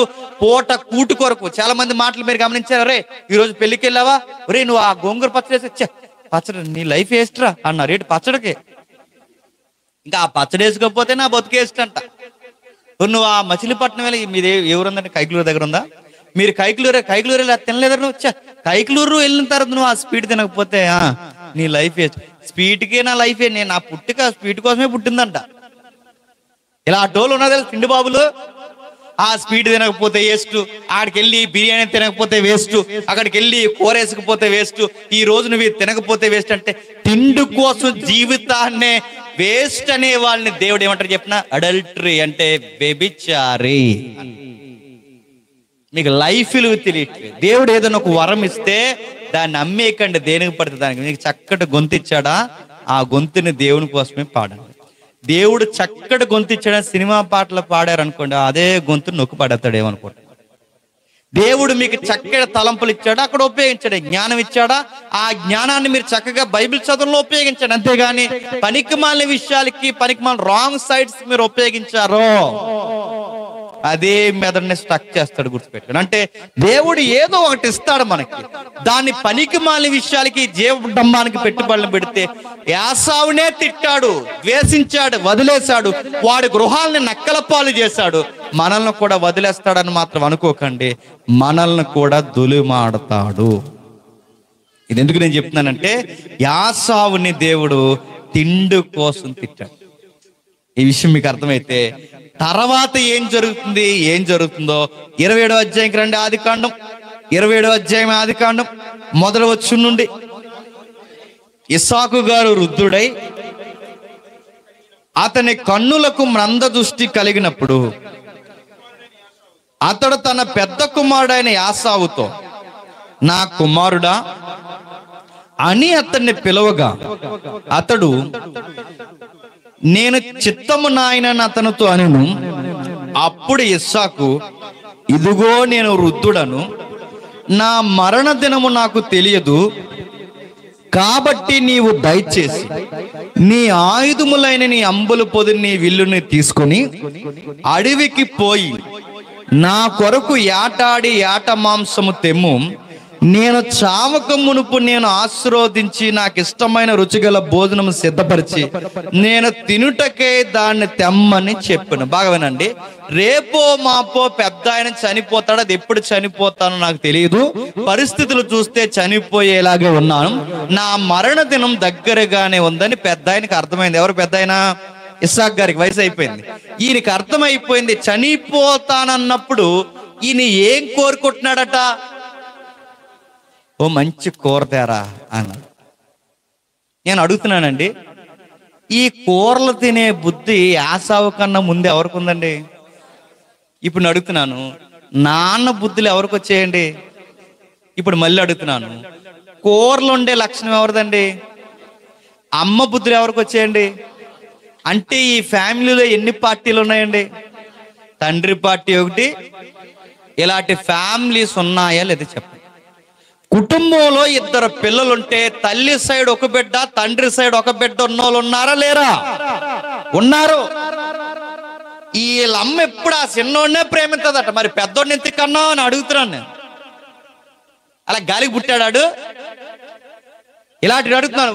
ఈ కొంతమంది ఉంటాడు, నాన్న పెద్దోడినే ప్రేమిస్తాడు, మరి చిన్నోడిని ఎంత కన్నావు? నేను అడుగుతాను, ఇలాంటి పక్షపాతం పిల్లలు గమనించారో మీరు బానే ఉంటారు, మీకు కాలో చెయ్యో వంగిన తర్వాత వాళ్ళ కొట్టుకు చేస్తారు. గుర్తుపెట్టు, వీళ్ళు చేసిన ఈ ఫ్యామిలీలో అదే జరిగిందండి. వీళ్ళు నరుక్కునే పరిస్థితికి వచ్చారు. కలిసి బతకాల్సిన అన్నదమ్ములు ఈ పెద్ద తలకాయలు 2 సరిగ్గా నిర్ణయాలు తీసుకోకపోయేసరికి పెద్దోడు ఒక దిక్కి, చిన్నోడు ఒక దిక్కి చెదిరిపోయారు. 25 ఏళ్ళు నరుక్కునే పరిస్థితులకు వచ్చిందంటే పెద్ద ఆయన అలవాట్లేమో పెద్దోడికి వచ్చాయి, తల్లి అలవాట్లేమంటే ఈ ఫ్యామిలీలో 2 పార్టీలు ఉన్నాయి. కొంతమంది చూసారా, పిల్లలు ఉంటారు, 2 పిల్లలు. ఆ 2 పిల్లలు ఉన్నప్పుడు చిన్నోడిని ఒకలా చూస్తారు, పెద్దోడిని ఒకలా చూస్తారు, పెద్దోడిని ఒకలా చూస్తారు, చిన్న. ఇలా చూడకండి, చాలా ప్రమాదం. నేను చెప్తున్నాను, ఒక ఎగ్జాంపుల్ చెప్తాను వినండి. పిల్లోడు, వాడిని చాలా బాగా ప్రేమించారు, చిన్న పిల్లోడు. ఆయన ఎంత ప్రేమించారంటే ఇంకా ఆడికి ముద్ది ముచ్చట, 5 స్టార్లు, డైరీ మిల్క్లు అన్నీ ఆడికే. బాగా చూస్తారని అస్సలు కింద ఎట్టేవారు కాదు. ఒకరోజు వీడికి చెల్లి పుట్టింది. చెల్లి ఎప్పుడైతే పుట్టిందో ఇప్పుడు ముద్దులు, డైరీ మిల్క్లు, 5 స్టార్లు అన్నీ ఎవరికి వెళ్ళిపోతున్నాయి? చెల్లికి వెళ్ళిపోతుంది. అందరూ చెల్లిని ముద్దాడుతున్నారు, అందరూ ఆడపిల్లగా అందరూ ముద్దాడుతున్నారు, అందరూ ఆ అమ్మాయిని చూస్తున్నారు. వీడికి అసూయ వచ్చి ఎంత ఉంటాడండి, ఆడికి అసూయ వచ్చేసింది. ఆడికి ఎప్పుడైతే అసూయ వచ్చిందో అసూయతో ఆడుకు, చిన్నపిల్లడికి అంత అసూయ ఉంటుందని అనుకుంటామండి. కానీ చూడండి, మా చెల్లి పుట్టిన తర్వాత నాకు ముద్దులు ఎట్టడం మానేశారని డిసైడ్ అయిపోయి, మా చెల్లి పుట్టిన తర్వాత నన్ను సరిగా చూడడం మానేశారని ఎవ్వరు లేని టైంలో వాళ్ళ చెల్లి ఉయ్యాల్లో అలా పడుంటే, ఎవ్వరు లేని టైంలో వాళ్ళ అమ్మ పనులు చేసుకుంటున్నప్పుడు ఈ చిన్న బిడ్డను తీసుకెళ్లి వాషింగ్ మిషన్లో వేసేసారు. వార్త వచ్చింది చూసారా? చచ్చిపోయిందండి ఆ చిన్న బిడ్డ. ఇప్పుడు ఆ చిన్నోడిని ఏమనగలరండి? ఆయన నేరస్తుడు అనగలరా? ఏమనగలరు? నేనంటే ఆడనేం అనలేం, ఈ పక్షపాతం చూపించిన తల్లిదండ్రులు అనగలరు. ఎందుకంటే ఆ చిన్న మెదడు అలా చెడిపోవడానికి కారణం 2 బిడ్డల్ని సమానంగా చూడటం మనం వాళ్ళకి నేర్పించలేకపోయాం కనుక వాడు ఆ వ్యత్యాసం గమనించాడు. తన చెల్లిని ఏమవుతో తెలియదు, తెలియకుండానే చంపేశాడు. ఇది గమనించండి, చిన్న పిల్లలకి అంత జెలసీ ఉంటే పెద్ద పిల్లలకి ఇంకెలా ఉంటుందండి. 4 ఎకరాలు ఉందంట వాళ్ళ నాన్నకి. 4 ఎకరాలు నాన్నకుంటే 3 ఎకరాలు పెద్దోడికి రాస్తున్నారట. 3.5 ఎకరాలు పెద్దోడికి రాస్తావరా, నువ్వు చిన్నోడు కదా నీకు అరెకరం రాస్తున్నావంటే రాయి నాన్న అని అరెకరం పెట్టిన ఒక పెద్ద గొయ్యి తవ్వేసి రెడీగా వండిచ్చాడట. తవ్వేస్తాడట తెలుసా. నేను అడుగుతున్నా, మీరు చూస్తున్నారా పేపర్లు వస్తున్నాయి? నువ్వు పంచితే ఇద్దరికి సమానంగా పంచవా నా తదనంతరం వరకు ఎవడికి వర్తించుతారని రాసి పడే. అంతేగాని పెద్దోడికి 3, చిన్నోడికి 1, చిన్నోడికి 3, పెద్దోడికి 1 అన్నావో రెడీగా యేసుప్రభు వారికి సమాధితో వండించినట్టు చెప్పండి, నీకు కూడా సమాధితో వేసి రెడీగా ఉంటాను. చాలా మంది నేను మళ్ళీ చెప్తున్నాను, మనం ప్రేమించడం మనకు రావాలి. సంపాదించడం ఒక ఎత్తు అయితే మన కాలం ముగిసిపోయే సమయానికి ఎవడికి వాడికి సరిగ్గా అప్పచెప్పడం అది అసలు ఎత్తు. అది సరిగ్గా మనం గమనించలేదో చివరికి వాళ్ళు కొట్టుకు చచ్చిపోతారు. నేను సీరియస్ చెప్తున్నాను. ఎందుకంటే భక్తి పరులు అయితే పర్లేదండి, అర్థం చేసుకుంటారు. భక్తి లేని పిల్లలు ఎక్కువ. మీరు చూస్తున్నారు, వీడియో వచ్చింది, వాళ్ళ అమ్మ వయసు అయిపోయిందండి, ఎగిరెగురుతున్నాడండి వాళ్ళ అమ్మని. ఎంత బాధ వేస్తుందో. మన సైడ్ లేడుగానే అన్నాడు, వాళ్ళ అమ్మని ఎగిరెగుడు తంతున్నాడు. వాళ్ళ నాన్న కూర్చున్నాడు, వయసు అయిపోయిందని పెద్ద ఆయనకి, ఎగిరెగుడు తంతున్నాడండి. ఎందుకు అలా తంటున్నారు? భక్తి లేదు ఆ బిడ్డకి, భక్తి నేర్పించలేదు. ఇప్పుడు ఎలా పంచాలో వీళ్ళకి తెలీదు. ఆ తల్లిదండ్రులు ఎగిరెగురుతాను. ఎంత ఎలాంటి మూర్ఖులు ఉన్న కాలం ఇది. అలాంటి టైంలో ఎంత జాగ్రత్తగా ఉండాలండి.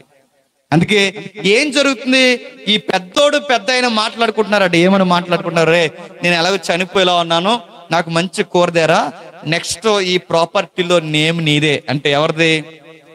యాసావు, అబ్రహాము, ఇస్సాకు, యాసావు. నెక్స్ట్ నేమ్ నీదే. అబ్రహాము, ఇస్సాకు, యాకోబు కాదు, యాసావు నీ పేరు పెడుతున్నాను, నువ్వేరా నా తదనంతరం మొత్తం బ్లెస్సింగ్స్ అని నీకే, మంచి కోరతేరా అన్నారు. ఈ లోపల ఎవరంటున్నారంటే ఇవన్నీ అలా వినొచ్చండి. అలా వినొచ్చా అంటే అలా వింటుందంటే మీకు ఏమర్థం అవుతుంది? ఆ కుటుంబంలో ఎన్ని పార్టీలు ఉన్నాయి? వైసీపీ, టీడీపీ కాదు చెప్పండి. అంతకన్నా గట్టి గొడవలు ఉన్నాయి అక్కడ. ఎక్కడ? తండ్రి పార్టీ, తల్లి పార్టీ, తండ్రి పార్టీ, తల్లి పార్టీ. అంటే భర్త మాటలు షార్ట్ను వింటుందంటే వీళ్ళు సరిగా మాట్లాడుకోవట్లేదనే కదండి దాని అర్థం. అంటే కొన్ని ముఖ్యమైన విషయాలు మాట్లాడుకోవట్లేదు. ఒకరి మాటలు ఒకరు దాపరికంగా వినడం ఏంటి? ఇలా ఇలా ఇలా మాట్లాడుకోకుండా దాపరికంగా వినే వాళ్ళు ఉన్నారంటే ఈరోజు ఇలాంటి కుటుంబాల సొసైటీలో చాలా ఉన్నాయి. మాట్లాడుకోరండి. కుటుంబాల్లో అతిపెద్ద ప్రాబ్లం ఏంటి చెప్పిన? భార్య భర్తలు కలిసి మాట్లాడుకోరు. ఆయన ఏదో మాట్లాడుతుంటాడు, ఈవిడేమో అక్కడ కూర్చుంటది, సరిగా పట్టించుకోదు. ఈవిడేదో మాట్లాడుతుంటది, చెప్పావులే అని ఈడు వెళ్ళిపోతుంటాడు. ఇలాగే ఉండండి. మీ మధ్య పెరుగుతున్నారు ఆ లేత మొక్కలు, వాళ్ళ చెరువు దిక్కు చూసుకుంటారు. మాట్లాడుకోరు. మరి ఎప్పుడు మాట్లాడుకుంటారు? పెళ్ళైన కొత్తలో మాట్లాడుకుంటారు. దగ్గర నడుస్తారు. ఏకల దోమలు కూడా వెళ్ళవు. రోడ్డు మీద అలాగ వెళ్తుంటే చాలా దగ్గరగా నడుస్తారు. 6 నెలలు అయిన తర్వాతే ఈయన ఎదురెళ్ళిపోతుంటే వెనకాల లేకదోళ్ళకి వచ్చేస్తుంటది. ఎవరు? రా నల్ల పొందాడు రా అంట. నేను అడుగుతున్నాను, నేనేమంటున్నా చెప్పనా, మీకు పెళ్ళైన కొత్తలో ఉన్న ఆ అన్యోన్యత, ఆ ఏకత్వం కొన్ని సంవత్సరాలకి మీరు ఎందుకు ఆ మాట్లాడుకోవడం తగ్గిస్తున్నారు? అదే కుటుంబానికి ప్రాబ్లం అయిపోద్ది. మీరు కలిసే నవ్వుకోవాలి, కలిసే మాట్లాడుకోవాలి, కలిసే నిర్ణయాలు తీసుకోవాలి. పిల్లలు ఎలాంటి చెప్పనా, ఎప్పుడైనా తల్లిదండ్రులు తిట్టినప్పుడు ఎవరి సైడు వాళ్ళకి మనీ దొరుకుతుందో వాళ్ళ పార్టీ కడతారు. మీరు గమనించండి. కావాలి తల్లిదండ్రులు ఇద్దరు గొడవ పెట్టుకున్నారనుకోండి, రాబడి ఎక్కడుందో చూస్తారు వాళ్ళు. చూసి నాన్న దగ్గర డబ్బులు ఉంటాయా, అమ్మ దగ్గర డబ్బులు ఉంటాయా, అమ్మ దగ్గర ఉంటాయా అమ్మ పార్టీ, నాన్న దగ్గర ఉంటాయా నాన్న పార్టీ. వాళ్ళలో పార్టీలు మారుతారు. సిగ్గులేని ఎమ్మెల్యేలా గుర్తుపెట్టుకోండి. సేమ్ అలా మారుతారు. ఇక్కడ కూడా అదే జరుగుతుంది. చూడండి ఏం జరుగుతుంది. నాన్న ఒక పార్టీ చెప్పండి, అమ్మ ఒక పార్టీ. వీళ్ళిద్దరు మాట్లాడు, ఒరే చిన్నోడు ఎలా రారా అని చెప్పింది. మీ అన్నయ్య మీ నాన్న ఏం మాట్లాడుకుంటున్నారు తెలుసా? ఏం మాట్లాడుకుంటున్నారు మమ్మీ అన్నాడు. ప్రాపర్టీ విషయాలు మాట్లాడుకుంటున్నారు. అవునా మమ్మీ? అయితే ఏం చేయాలి మమ్మీ? ఏం చేయడం ఏంట్రా, అసలే నువ్వు వీకు, నేను చెప్తున్నాను విను. నువ్వు సాధువును, తల్లిని ఉన్నానుగా, గైడెన్స్ నేస్తున్నాను విను. నువ్వేం చేస్తావంటే, మీ నాన్న ఈ ప్లానింగ్ అంతా చెప్పాడు, మీ నాన్న దగ్గరికి మీ అన్నయ్య ఈ విషయం తెచ్చే లోపు నువ్వేం చేస్తావంటే నువ్వే ఆ ఆట మాంసం తెచ్చే అని యాకోబు గారు చెప్పింది. అక్కడ ఆ రియాక్షన్ లేదు, కానీ ఒకవేళ ఉంటే బహుశా ఇలా ఉంటదేమో. అమ్మా నేనే ఆటకెళ్ళడం ఏంటమ్మా, నేను ఆటకెళ్తే ఇంటికి రాను.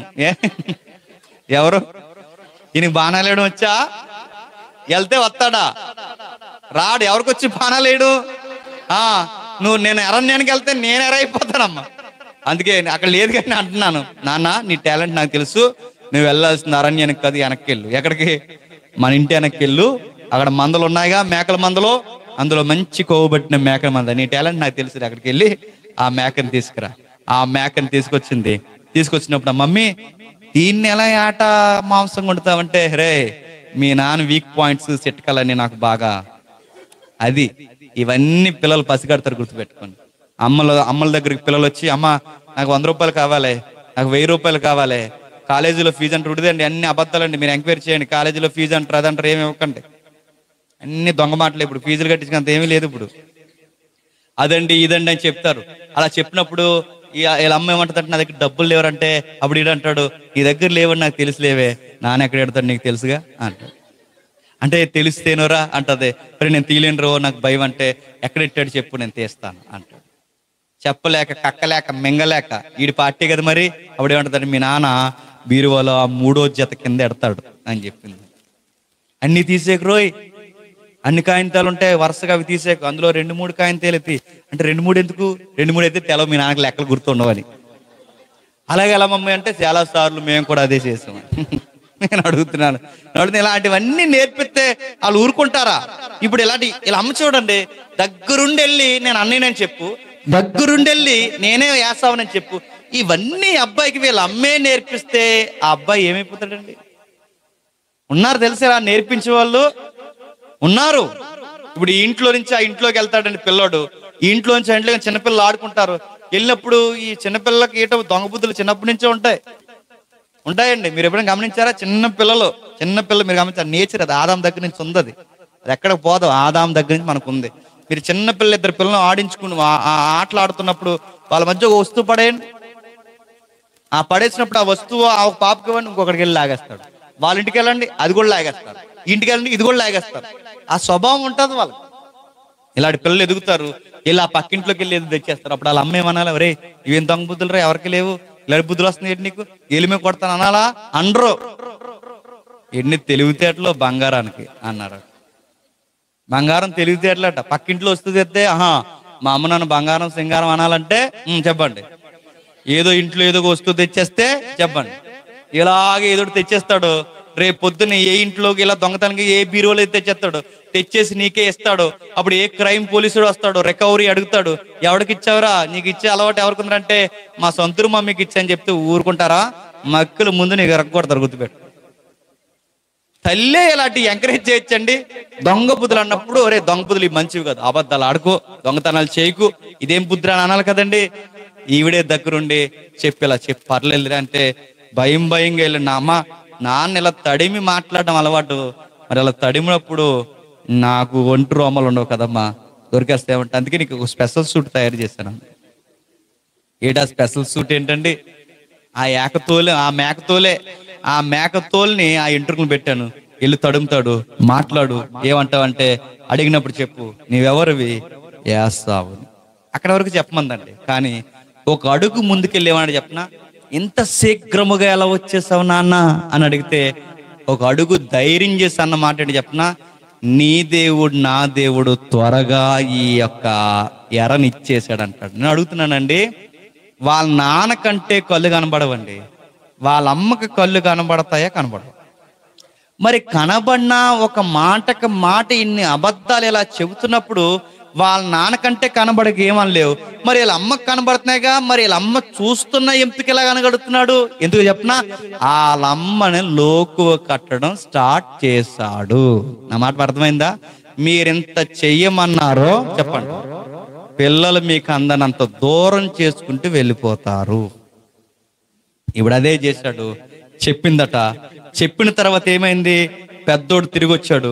నాన్న ఇప్పుడు మళ్ళీ వచ్చేవేంటంటే, మళ్ళీ రావడం ఏంటి అంటే, ఇందాక ఎవరు వచ్చారంటే మ్యాటర్ లీక్ అయిపోయింది. అప్పుడు ఏం జరిగిందో ఇప్పుడు చూడండి. మనకు కావాల్సిన వచనాలు 41వ వచనం, 41వ వచనం, 27వ అధ్యాయం త్వరగా 41వ వచనం. తన తండ్రి యాకోబుకిచ్చిన దీవెన నిమిత్తం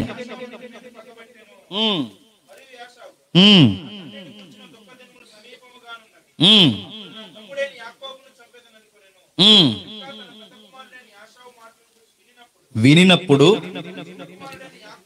ఆమె తన చిన్న కుమారుడైన యాకోబుని పిలవనంపి అతనితో ఇట్లనెను, ఇదిగో నీ అన్న అయిన యాసావు నిన్ను చంపదనని చెప్పి నిన్ను గూర్చి తనను తాను వాదార్చుకొనుచున్నాడు. అంటే ఇంట్లో ఎలా తిరుగుతున్నాడండి పెద్దోడు? తనను తాను వాదార్చుకోవడం అంటే ఇలా మెటికలు ఇరుచుకుంటూ, ఇలా కోప్పడిపోతూ, పళ్ళు కరుగుతూ, మా నాన్న చచ్చిపోని, మా నాన్న చనిపోయిన, మా నాన్నకి ఇప్పుడు అంత్యకాలంలో ఉన్నాడు కనుక మా నాన్న ముందు మేమిద్దరం కొట్టుకోవడం ఆయన ఆరోగ్యానికి మంచిది కాదు. మా నాన్న ఇలా వెళ్ళిపోయిన వెంటనే వెనకాల ఈయన్ని సమాధికి పంపేస్తానని తనను తాను వాదార్చుకుంటూ, తనలో తాను మాట్లాడుకుంటూ ఇంట్లో తిరుగుతున్నాడు. ఈ సీన్ చూసింది ఎవరు? చూసి టెన్షన్ వచ్చింది, రే తనకున్న కోపానికి మీ అన్నయ్య ఖచ్చితంగా నేను చంపేస్తాను అని. 45లో చివరి మాట, ఒక్కనాడే మీ ఇద్దరిని నేను ఎలా పోగొట్టుకొనవలెను? మీ ఇద్దరు చనిపోతే తల్లిదండ్రులుగా మేమేమైపోవాలరా అని ఈ బాధ ఏం చేయాలో తెలియకప్పుడు వెళ్ళి పెద్ద ఆయనకి వివరిస్తుంది. ఎవరికి? ఇస్సాకుకి. ఇస్సాకుకి ఎప్పుడైతే ఈ విషయం వివరించిందో అప్పుడు బాధపడిందండి ఇస్సాకు. నా మాట మీకు అర్థమవుతుందో లేదో ఒక మాట మీరు గమనించండి. అసలు వీళ్ళిద్దరూ కలిసి కూర్చొని అసలు ఎవరిని ఏం చేయాలో ముందే మాట్లాడుకుంటే ఏంటండి, కూర కోసమే వీడికి ఇది ఇచ్చేయడం ఏంటండి, చిన్నోడు ఏమైపోవాలని ఈ మాటలు ఇద్దరు కూర్చొని మాట్లాడుకుంటే ఎంత బాగుండండి. వీళ్ళు ఎప్పుడు మాట్లాడుకుంటున్నారు తెలుసా?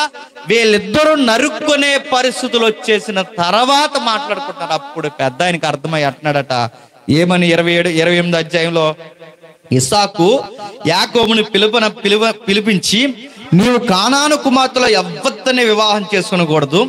నీవు లేచి పద్మనారములో ఉన్న నీ తల్లి తండ్రి అయిన బేతేలు ఇంటికి వెళ్ళి అక్కడ నీ తల్లి సహోదరుడైన లాబాను కుమార్తెలలో ఒక దాన్ని వివాహం చేసుకునమని అతనికి ఆజ్ఞాపించను.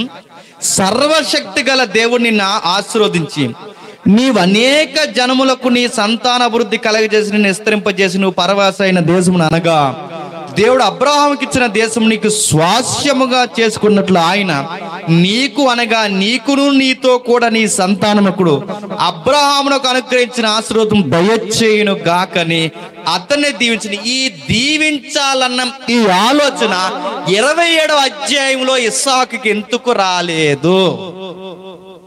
వీళ్ళిద్దరూ మాట్లాడుకోలేదు. వీళ్ళిద్దరూ మాట్లాడుకుంటే చిన్నోడికి ఇవ్వాలన్న కాన్సెప్ట్ వీళ్ళ మధ్య వచ్చేది.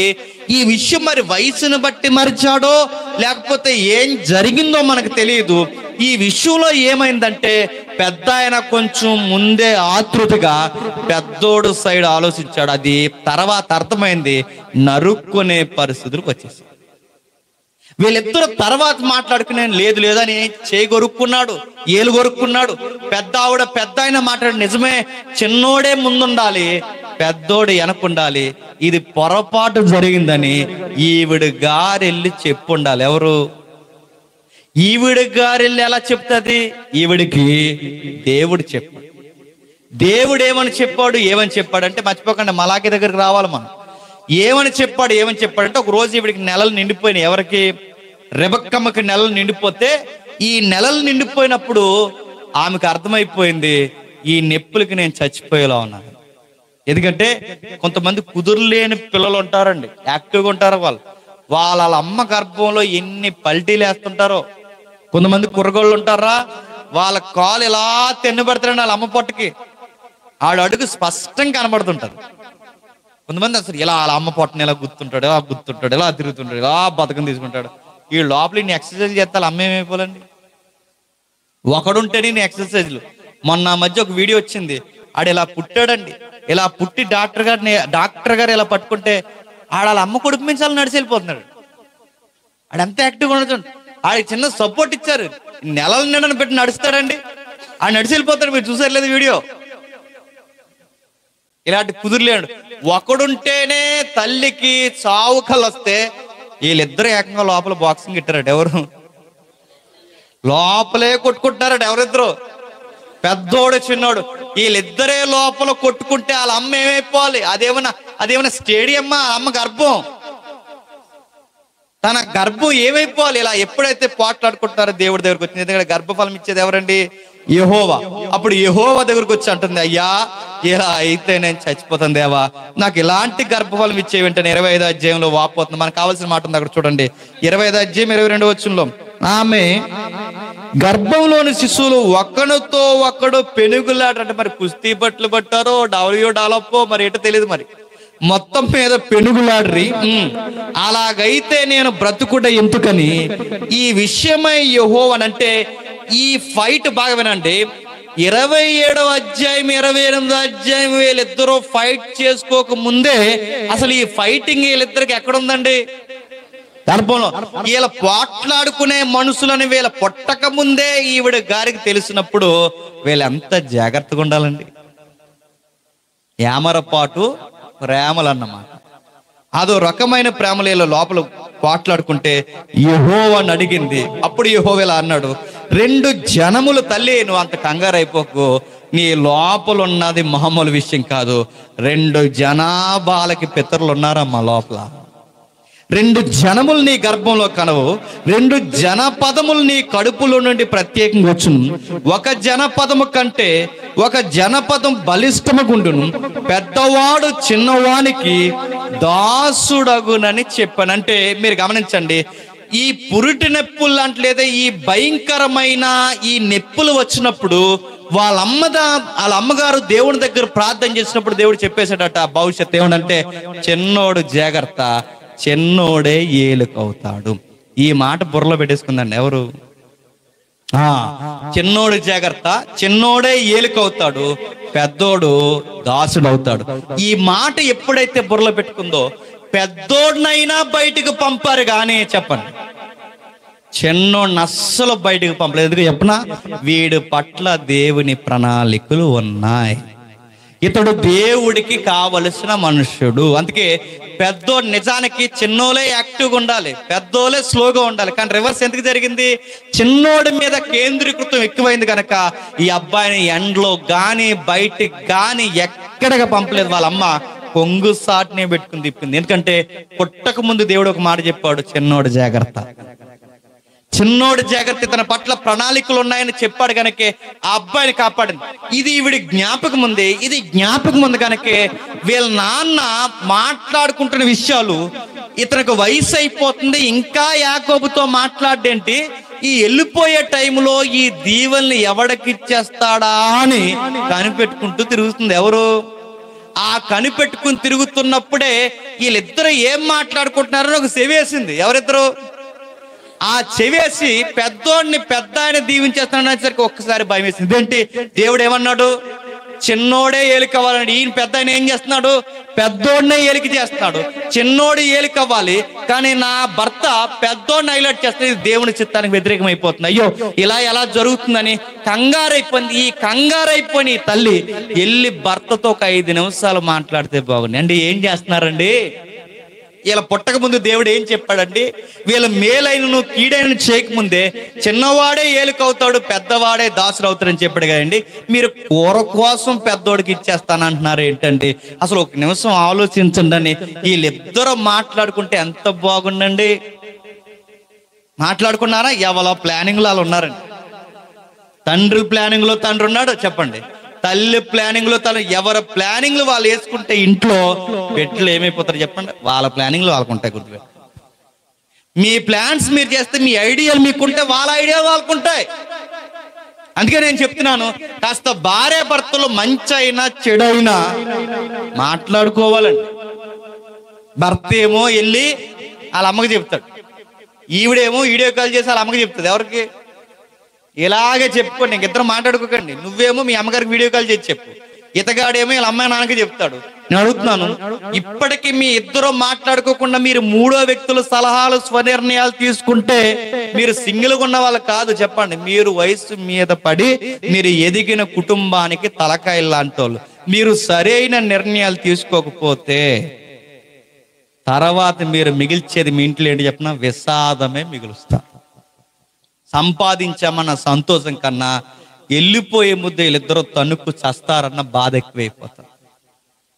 ఒక దిక్కున ఎవరు ఏంటని అడగండి, తల్లిదండ్రులకు వయసు అయిపోయి వాళ్ళ మంచం మీద ఉంటే వాళ్ళకి వైద్యం చేయించడానికి వెళ్ళండి, ఎవరే తీసుకెళ్లాలని ఒకరి మీద ఒకరు వాదోపవాదాలు వాయిదాలు వేసుకుంటున్నారు.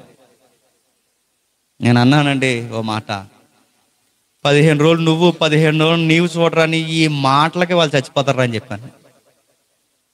నువ్వు తీసుకెళ్ళని మీరు మాట్లాడుకుంటున్నారు, ఈ మాటలకే వాళ్ళు చచ్చిపోతారు, వైద్యం ఎక్కదాలకి. తల్లిదండ్రులకు వయసు అయిపోయిన తర్వాత మళ్ళీ అడుగుతున్నాను, వాళ్ళకి వాదోపవాదాలు బిడ్డల దగ్గర నుంచి విన్నారో వాళ్ళు బెంగ పెట్టుకుని చచ్చిపోతారు. జీవితాంతం మన కొరకు కష్టపడి పెంచారు, వాళ్ళ గుప్పెడు మెతుకులు పెట్టడానికి 10 రోజులు నీ దగ్గర 10 రోజులు నా దగ్గర అన్నామంటే ఇంతకన్నా పాపం ఇంకేముండదని గుర్తుపెట్టు. వాళ్ళు ఉండేదే కొన్ని సంవత్సరాలు ఉంటారండి.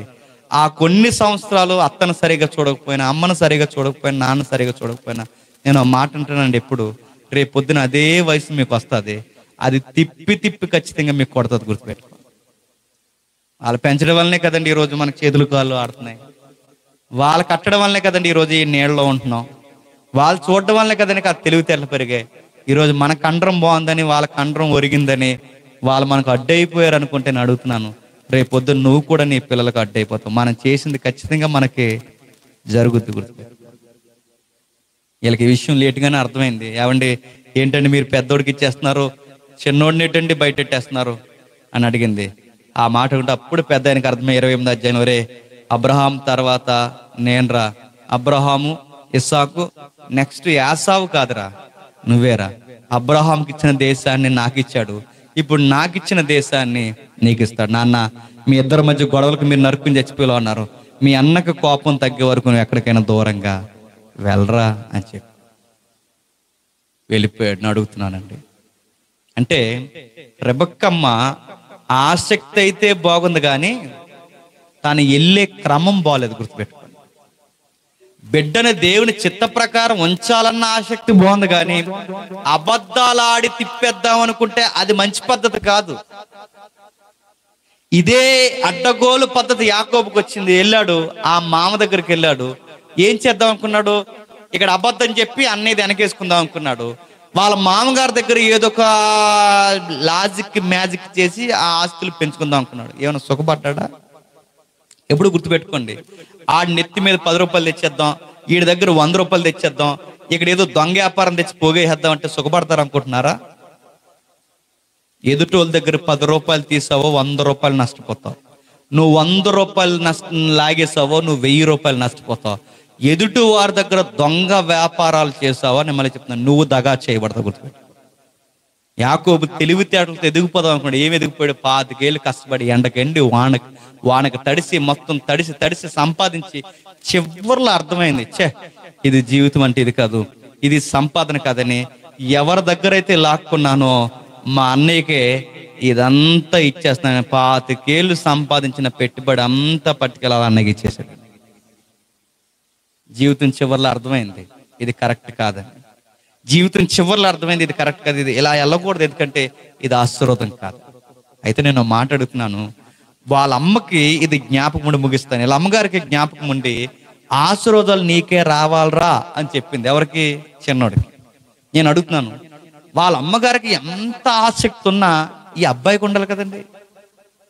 ఈ అబ్బాయికి యాకోబు ఇతనికి ఇంట్రెస్ట్ ఉండాలి. ఇప్పుడు ఏదో ఒక మాట ఉంటుంది, చెరువు దగ్గరికి గుర్రాన గాడిదని ఏదో దాన్ని తీసుకెళ్ళారులేండి. ఇప్పుడు చెరువు దగ్గరికి గుర్రాన్ని తీసుకెళ్లారు, దానికి తాగాలి ఉండాలిగా.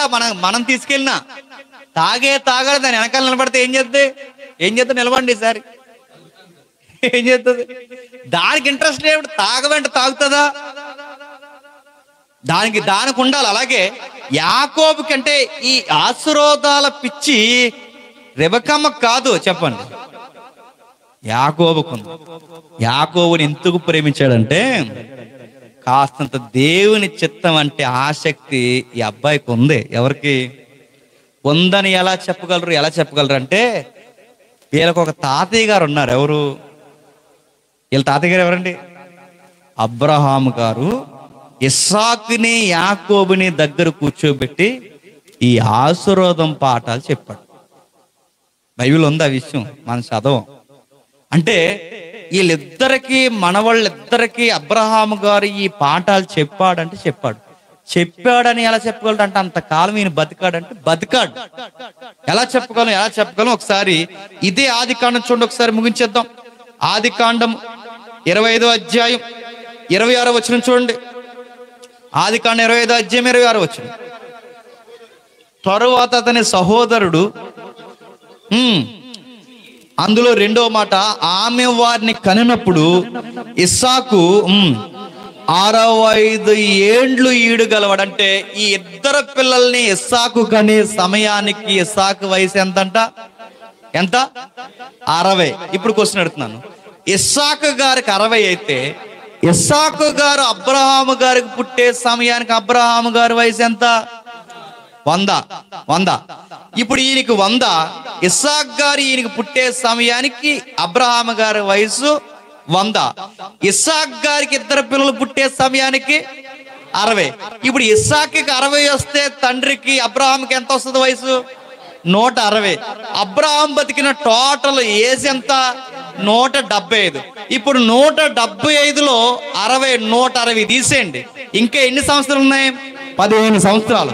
ఇప్పుడు 15 సంవత్సరాల వయసు అంటే ఇప్పుడు ఇద్దరు మనవళ్ళు సరిగ్గా ఇంకా 15 సంవత్సరాలు ఉండగా పుట్టారు. వీళ్ళిద్దరికి 15 సంవత్సరాల వయసు వస్తే ఎంత ఎత్తు పిల్లలు ఉంటారు చెప్పండి? 10th క్లాస్ ఇంటర్మీడియట్ చదివేంత పిల్లలు అవుతారు. ఇలాంటి పిల్లలకి వీళ్ళ తాతగారు ఏమి నేర్పించారు తెలుసా? చూడండి ఒకసారి ఆది కాండం 18వ అధ్యాయం 19వ వచనం చూడండి, ముగించుకుందాం. యెహోవా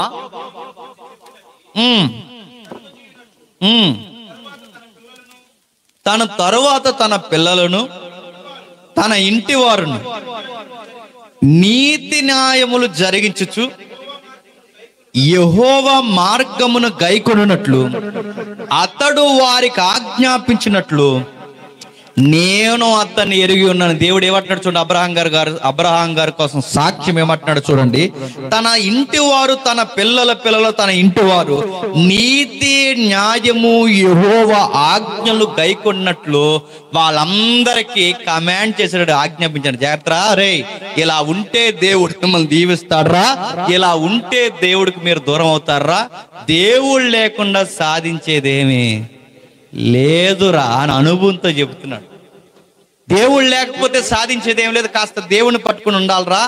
ఆయన నీతిని ఎతకాలి, ఆయన రాజ్యాన్ని ఎతకాలి.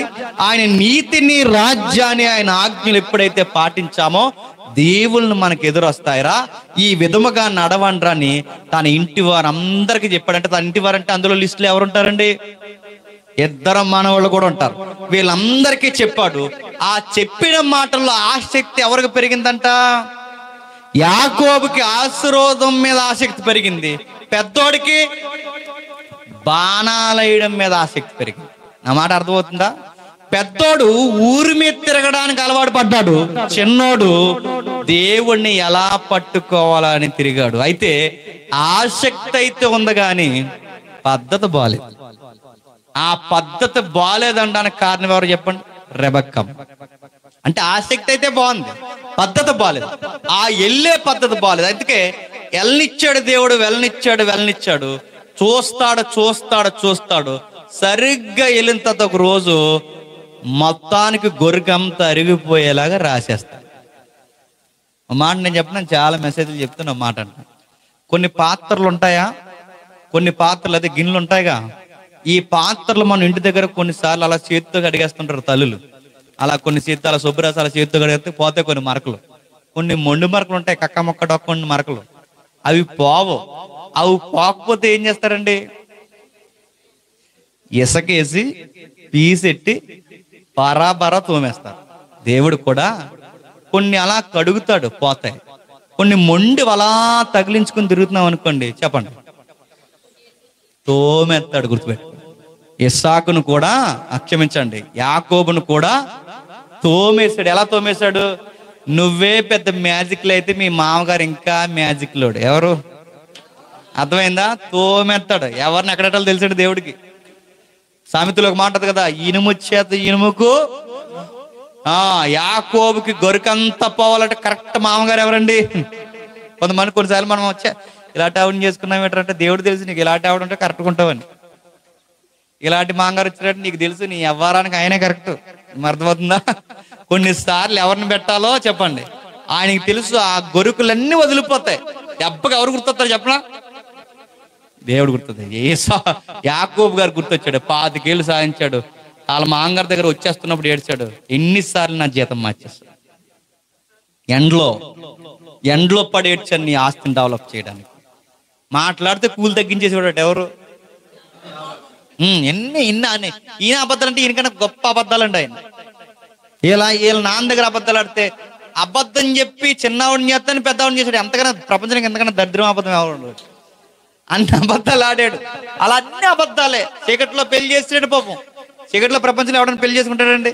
చీకట్లో పెళ్లి చేసుకుంటాడు. అప్పుడు అర్థమైంది నేనే మోసగాడిని అంటే, మా మామ మోసగాళ్ళకి మోసగాడు అర్థమైంది.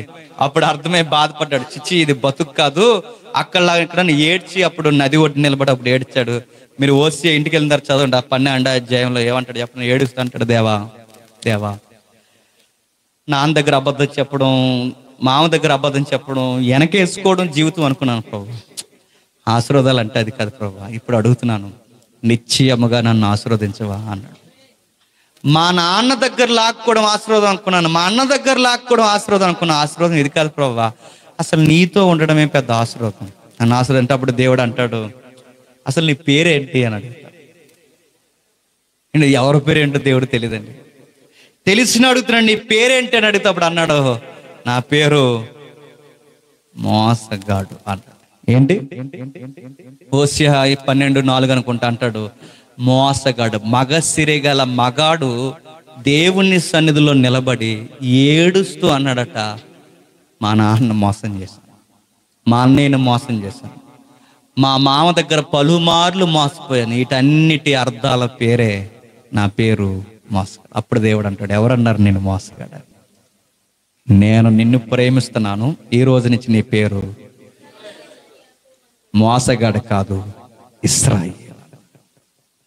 ఇదంతా ఎవరి జ్ఞాపకం ఉందండి? దేవుడి జ్ఞాపకం. ఈ కథంతా ఎవరికి చెప్తున్నాడండి? ఇశ్రాయేలుకి. ఏమని చెప్తున్నాడు చెప్పనా? మీ నాన్న పలుమార్లు తైతక్కల పనులు చేసినా నేను ప్రేమించాను. మీ నాన్న ప్రేమించాను కనుక ఈరోజు బతుకు బట్ట కడుగుతున్నారు. ఆ రోజే మీ నాన్న బిగించడం స్టార్ట్ చేస్తే ఈరోజు ఇశ్రాయేల్ అనే మీరున్నారా చెప్పండి. ఏ విషయం ముందు ప్రేమించారని అడుగుతారు. ఆ రోజే మీ నాన్నలు మీ తండ్రులు చేసిన పనులకి నేను అలా గర్భాలు బిగిస్తే మీరు పుడతారా అని అడిగారు. నేను వారినే కాదు, ఈరోజు మనల్ని కూడా అడుగుతున్నానండి. మన తాతల మంచోళ్ళండి, దేవుడి దృష్టిని అడుగుతున్నాను. సొసైటీకి మంచోళ్ళు అవ్వచ్చు, దేవుడి దృష్టిలో మన తాతలు దేవుడిని నమ్మిన వారా, మన పితరులు మంచివారా, మన మూలాలు మంచివా? కాదు. అయినా వారిని ప్రేమించాడు దేవుడు. ఎందుకు వారిని ఎందుకు ప్రేమించాడు? ఈ రోజు నువ్వు ఆ మేడ మీద ఈ సెట్ లో నేను ఎక్కడ ఉండాలని మనందరినీ ఈ రోజు ప్రేమించాడు కనుక ఆ రోజు వాళ్ళని చూసి చూడనట్టు వదిలేశాడు. దేవుణ్ణి ఏం ప్రేమించా ప్రభు అంటే దేవుడు చెప్తాడు, మీ అయ్యని ప్రేమించాను రా. వాళ్ళనే కనుక ప్రేమించకపోతే అసలు ఈ రోజు నువ్వు పుట్టవు. గుర్తుపెట్టు. మలాకీ ద్వారా అదే చెప్తున్నాడు. ఏ విషయం మందు ప్రేమించడం ఏంటి? మీ నాన్న బతికి బట్టి కట్టాడు, నువ్వు పుట్టా కనుక నీ పిల్లలు పుట్టారు. మీ అందరు నేను ప్రేమించాక మీ తరాలు పుట్టుకొచ్చే, లేకపోతే మీరు చేసిన పనులకి ఎప్పుడో నేను వడెట్టే కానీ వదిలేసా. అబ్రహాముకు మాట ఇచ్చాను, ఇస్సాకుకు మాట ఇచ్చాను, మీ నాన్న మారాడు, మీ నాన్నకి మాట ఇచ్చాను, యాకోబు మారిన వాడికి మాట ఇచ్చా, ఆ మాటను బట్టి బతికిస్తున్నాను. ఎన్నిసార్లు నా మీద చిట్ట చివరి ప్రవర్త ఈ మలాకీని పంపి నేను మిమ్మల్ని ప్రేమిస్తానంటే సిగ్గు లేకుండా అడుగుతున్నారు, ఏ విషయం మంది నన్ను ప్రేమించాను? చరిత్ర చూడండి, ఏ విషయం మంది ప్రేమించాను? చరిత్రలో నుంచి మీ పితరుల దగ్గర నుంచి నేను ప్రేమిస్తున్నాను. ఏ విషయం మంది ప్రేమించాలి? క్వశ్చన్ ఉండిపోయింది మనకి. ఆ ప్రశ్న ఏంటో తెలుసా? పుట్టక ముందే ఎలా ప్రేమిస్తాడంటే, మేలైనను కీడైనను చేయకముందే దేవుడు ఎలా ప్రేమిస్తాడు? అలా ప్రేమిస్తే పక్షపాతం కదంటే పక్షపాతం కదా. ఎలాగో చెప్పనా? రేపేం జరుగుద్దో జరిగితే గాని మనకు తెలియదు, జరగక ముందే రేపు ఏం జరుగుతాదో ముందే దేవునికి తెలుసు. అంటే యాకోబు రేపు మారబోతున్నాడన్న సంగతి దేవుడికి ముందే తెలుసు కనుకే చిన్నోడే పనికొస్తాడు, పెద్దోడు ఎప్పుడు ఈడ అరణ్యం అంటే తిరుగుతాడు. వీడికి ఆసక్తి ఉండదు. వీళ్ళ మేలు కీడులు చేయకముందే వీళ్ళు ఏ మేలులు చేస్తారో ఏ కీడులు చేస్తారో ఎప్పుడు ఎవరు మారతారో నాకు తెలుసు. ఇప్పుడు నేను ముందుగా ఇష్టపడిపోయాను కనుక యాకోబు ఎలా ఉన్నా ఇష్టపడిపోతానని చెప్పట్లేదు. యాకోబు మారతాడని భవిష్యత్తు నాకు తెలుసు గనకే అది చూడబోతున్నాను గనకే ముందే నేను చెప్తున్నాను, చిన్నోడు జాగ్రత్త అని. యాకోబుని ప్రేమించాను చెప్పండి. యాసావుని ఎందుకు దేశించాను? వీడికి అబ్రహాం మాటలు చెప్పాడు, బుర్రకెక్కలేదు. వాళ్ళ నాన్న దీవునిచ్చాడు, తండ్రి తర్వాత తండ్రి స్థానం జ్యేష్ఠత్వం అది నిలుపుకోడు, పూట కూటు కోసం అమ్మేశాడు. అంటే ఒక బాధ్యత లేదు ఈ అబ్బాయికి. తిండి మీద యావా, భవిష్యత్తు మీద భయం లేదు, స్థానం దేవుడిచ్చిన స్థానము ఒక జ్యేష్ఠత్వం అది దాని మీద గౌరవం లేదు, ఇక ఏది గౌరవం లేదు ఈ అబ్బాయికి. ఇలాంటి వాడిని దేవుడు ప్రేమించాలి చెప్పండి? ఎక్కడ? అదిగో అబ్బాయికి వాళ్ళ అమ్మ చెప్పిన మాటలు మంచో చెడో బుర్రకెక్కించుకోండి. యాసావుని ఎందుకు ద్వేషించాను? ఈ అబ్బాయికి నేనంటే ఆసక్తి లేదు, నేనంటే తెలియదు ఈ అబ్బాయికి, పట్టించుకోడు. ఎప్పుడు అది తిందామా ఇది తిందామా అలా తిందామని తిరుగుతాడు. తిండి గోల ఆ రోజు గడిచిపోవడమే చూస్తాడు తప్ప ఈ రోజు ఇచ్చిన వాడు మన పట్ల ఏం చేస్తున్నాడని కనీసపు ఆలోచన ఈ అబ్బాయికి ఉండదు. అందుకే యాసావుని ద్వేషించాను, యాకోబుని ప్రేమించాను. ఇప్పుడు చదవండి, మలాకి ముగించేసుకుందాం. మలాకి గ్రంథం మొదటి అధ్యాయం, మలాకి గ్రంథం మొదటి అధ్యాయం మొదటి వచనం నుండి ఇశ్రాయేలు గూర్చి మలాకి ద్వారా పలకబడిన యెహోవా వాక్కు. యెహోవా సెలవిచ్చినదేమనగా, నేను మీ ఎడల ప్రేమ చూపి ఉన్నాను, అయితే మీరు ఏ విషయమందు నీవు మా ఎడల ప్రేమ చూపిదవందురు. యాసావు యాకోబు కన్నకాడ అయినా అన్నను నేను ప్రేమించలేదు, జ్యేష్ఠుల్ని ముందు నిలబెట్టాలి, కానీ చిన్నోడిని నిలబెట్టాను. ఎందుకు చెప్పనా? మీ నాన్న మారాడు, మీ నాన్నకు మాట ఇచ్చాను, అబ్రహాముకు మాట ఇచ్చాను, ఇస్సాకుకు మాట ఇచ్చాను, మీ నాన్నకు మాట ఇచ్చాను. ఆ మాటను బట్టి మీరు ఇన్నిసార్లు నన్ను మర్చిపోయినా నేను ఇంకా మిమ్మల్ని ప్రేమిస్తాను. కింద చెప్తున్నాడు, ఏమని చెప్తున్నాడు చూడండి. మనం యాసావుని ద్వేషించి అతని పర్వతములను పాడు చేసి అతని స్వాస్థ్యము అరణ్యమందున్న నక్కల పాడు చేసిన బాధాకరమైన విషయం ఏంటి చెప్పిన? తలకాయలు సరిగ్గా లేకపోతే ఆ ఎఫెక్ట్ ఎక్కడ వరకు కొడుతుంది చెప్పిన? పిల్లల వరకు ఆ ఎప్పొత్తు కొట్టుకుంటూ వస్తుంది. గుర్తుపెట్టు, యాసావు మాట వినలేదు, ఆ భక్తిహీనత పిల్లలు కొనసాగింది. చివరికి వాళ్ళ పట్టణాలు నక్కల పాలైపోయాయి.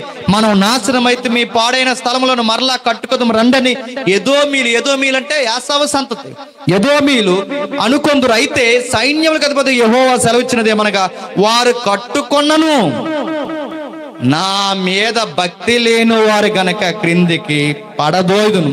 లోకులు వారి దేశము భక్తిహీనుల ప్రదేశమనియు వారు యెహోవా నిత్య కోపాగ్నికి పాత్రులనియు వాళ్ళకి పేరు పెట్టి ఒక సామెతగా చెప్పుకుంటారు. అయినా మీకో మాట చెప్తున్నాను, కన్నులారా మీ సహోదరులైన ఎదోమీలకి జరిగింది మీరు చూసి ఇశ్రాయేలు సరిహద్దులలో యెహోవా బహు గనుడుగా ఉన్నాడని మీరంటారు. కంగారు పడకన మీకు చూపిస్తాను.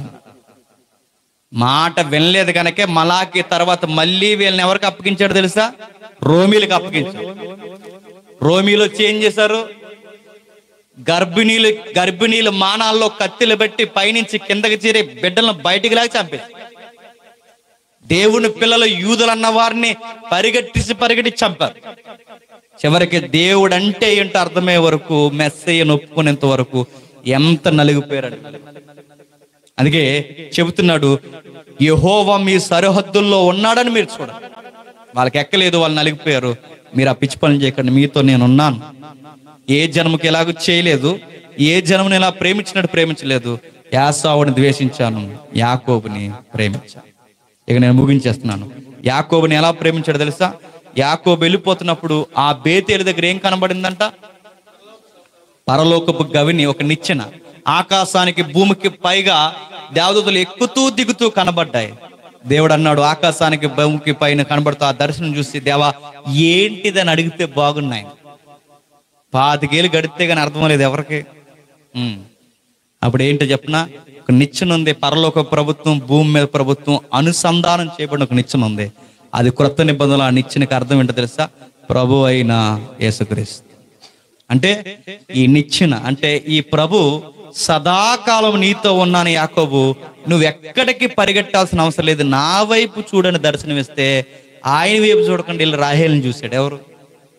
వీళ్ళు చూడు, నీకు ఎలా ఉందగా, వీళ్ళు చూడని మొత్తం ఆ గొరికంతా అణిగిపోయే వరకు యాకోబు గారికి దర్శనం అర్థమలేదు. అప్పుడు చివర్లు అంటాడు, ఇశ్రాయేలు నడిపించిన ఆ దూత, ఇశ్రాయేలుకు తోడున్న ఆ దూత, ఆ దేవుడు నాకు కూడా తోడున్నాడు, నా పిల్లలకు తోడు. ఆ దూత ఎవరు? ప్రభు అయిన యేసుక్రీస్తు. ఇప్పుడు నేను చెప్తున్నాను, యాకోబు జీవితాన్ని మార్చినవాడు, తన బిడ్డల జీవితాన్ని మార్చినవాడు, ఆసక్తి కలిగిన వారిని ఎడవనివాడు, ఈరోజు క్రొత్త నిబంధన ఇశ్రాయేలీలను కూడా పట్టుకున్నాడు. ఆ క్రొత్త నిబంధన ఇశ్రాయేలీలు క్రైస్తవులు. గుర్తుపెట్టు, ఈరోజు నిన్ను నన్ను పిలుస్తున్నాడు, ప్రతి నెల చెప్పిస్తున్నాడు. ఇక్కడ అబ్రహాము తన మనవళ్ళకి ఎలా అయితే దేవుని నీతి, దేవుని ధర్మశాస్త్రాన్ని గురించి ఎలా అయితే చెప్పాడో, ప్రతి నెల ఇక్కడ చెప్పిస్తున్నారు ఒక సేవకుని పిలిపించి. ఇక్కడ ఆసక్తి కలిగి ఇది ఎలా నెరవేర్చాలని మీరు ఆసక్తి కలిగితే, ఆ నీతిని ఎంటాడి మీరు నడిస్తే దీవెనలు మీ వశం అవుతాయి. ఏడాదికి ఒకసారి, నెలకు ఒకసారి వచ్చి ఏదో ఒక కార్డు తీసుకుని, ఈ కార్డే నాకు సరిపోద్ది అంటే నేను చెప్తున్నాను, శాపాలు కూడా మీ వశం అవుతాయి. గుర్తుపెట్టు, దేవుడు నీతిని జరిగించిన ప్రతి నెల ఏదో ఒక సేవకుడు వస్తున్నాడట. ఒక మంచి విషయం నేర్చుకున్నా. ఈ నెలలో ఏం నేర్చుకున్నాం? జేమ్స్ గారు వచ్చారు, ఏం చెప్పారు? భర్త భార్య ఒక మాట మీద ఉండాలట చెప్పారు. దేవుణ్ణి పట్టుకుని నిర్ణయాలు తీసుకోవాలట. నిజము. పిల్లలు ఇద్దరు విషయంలో పక్షపాతం ఉండకూడదు. నిజమే. వీళ్ళ ఎప్పుడైతే నీతిని అనుభవిస్తామో యాకోబు కనబడిన ప్రభు మనతో కూడా ఉంటాడట. ఈ నీతిని పట్టుకుని నడవాలట. అదే క్రొత్త నిబంధనలో చెప్పాడు, మొదట నా రాజ్యాన్ని, నీతిని వెతకండి. ఈ సారం ఎప్పుడైతే కలుగుతామో మన బిడ్డలను దేవుడు దీవిస్తాడు. ఇలా ప్రతి నెల ఒక విషయం మీరు నేర్చుకోండి. మీ సంఘాలు బాగుంటాయి, మీ కుటుంబాలు బాగుంటాయి. కుటుంబాలు ఎప్పుడైతే బాగుంటాయో సంఘాలు అప్పుడే బాగుంటాయి. దేవుడు మిమ్మల్ని దీవించునుగా. ప్రార్థన చేసుకుంటాం. ప్రేమగల తండ్రి, కృపగల దేవ తండ్రి, విలువైన సంగతులు సుమారు తండ్రి గంటన్నర వ్యవధిలో తండ్రి విలువైన సంగతులు విన్నారు. ఎందరికీ ఈ సంగతులు అర్థమయ్యో నాకు తెలియదు తండ్రి. విన్నవారు ధన్యులు. విని ఆ మాటలను తండ్రి నిర్లక్ష్యంగా తీసుకుంటే వారి ఆత్మలకు వారి ఉత్తరవాదులు. తండ్రి, స్థానిక సంఘాన్ని తండ్రి మీ కుమారుని మరింత దీవించండి. ఆయన పరిచయని విస్తరింపచేయండి. ఆత్మీయమైన దీవులతో తండ్రి మరింత వర్ధిలింప చేయండి. తన ద్వారా ఇరుగు పొరుగు ప్రజలను కూడా తండ్రి మీరు ఆశీర్వదిస్తారని కోరుతున్నాం. ఇక్కడ ఏదికి మీరు కూర్చున్న సేవకులందరినీ, ఈ పరిసర ప్రాంతాల్లో సేవను జరిగిస్తున్న ప్రతి సేవకుని, వారి కుటుంబాన్ని మరింత బలపరిచి స్థిరపరుస్తారని కోరుతూ, అవును శత్రులుగా భావించి మమ్మల్ని హేళన చేసిన వారు ఎవరైనా ఉంటే వారిని క్షమిస్తారని అర్థిస్తూ, వారిని మమ్ములను మీ చేతులకు అప్పగిస్తూ క్రీస్తు నామని ప్రార్థన సమర్పిస్తున్నాం తండ్రి. ఆమేన్, ఆమేన్, ఆమేన్. సరే.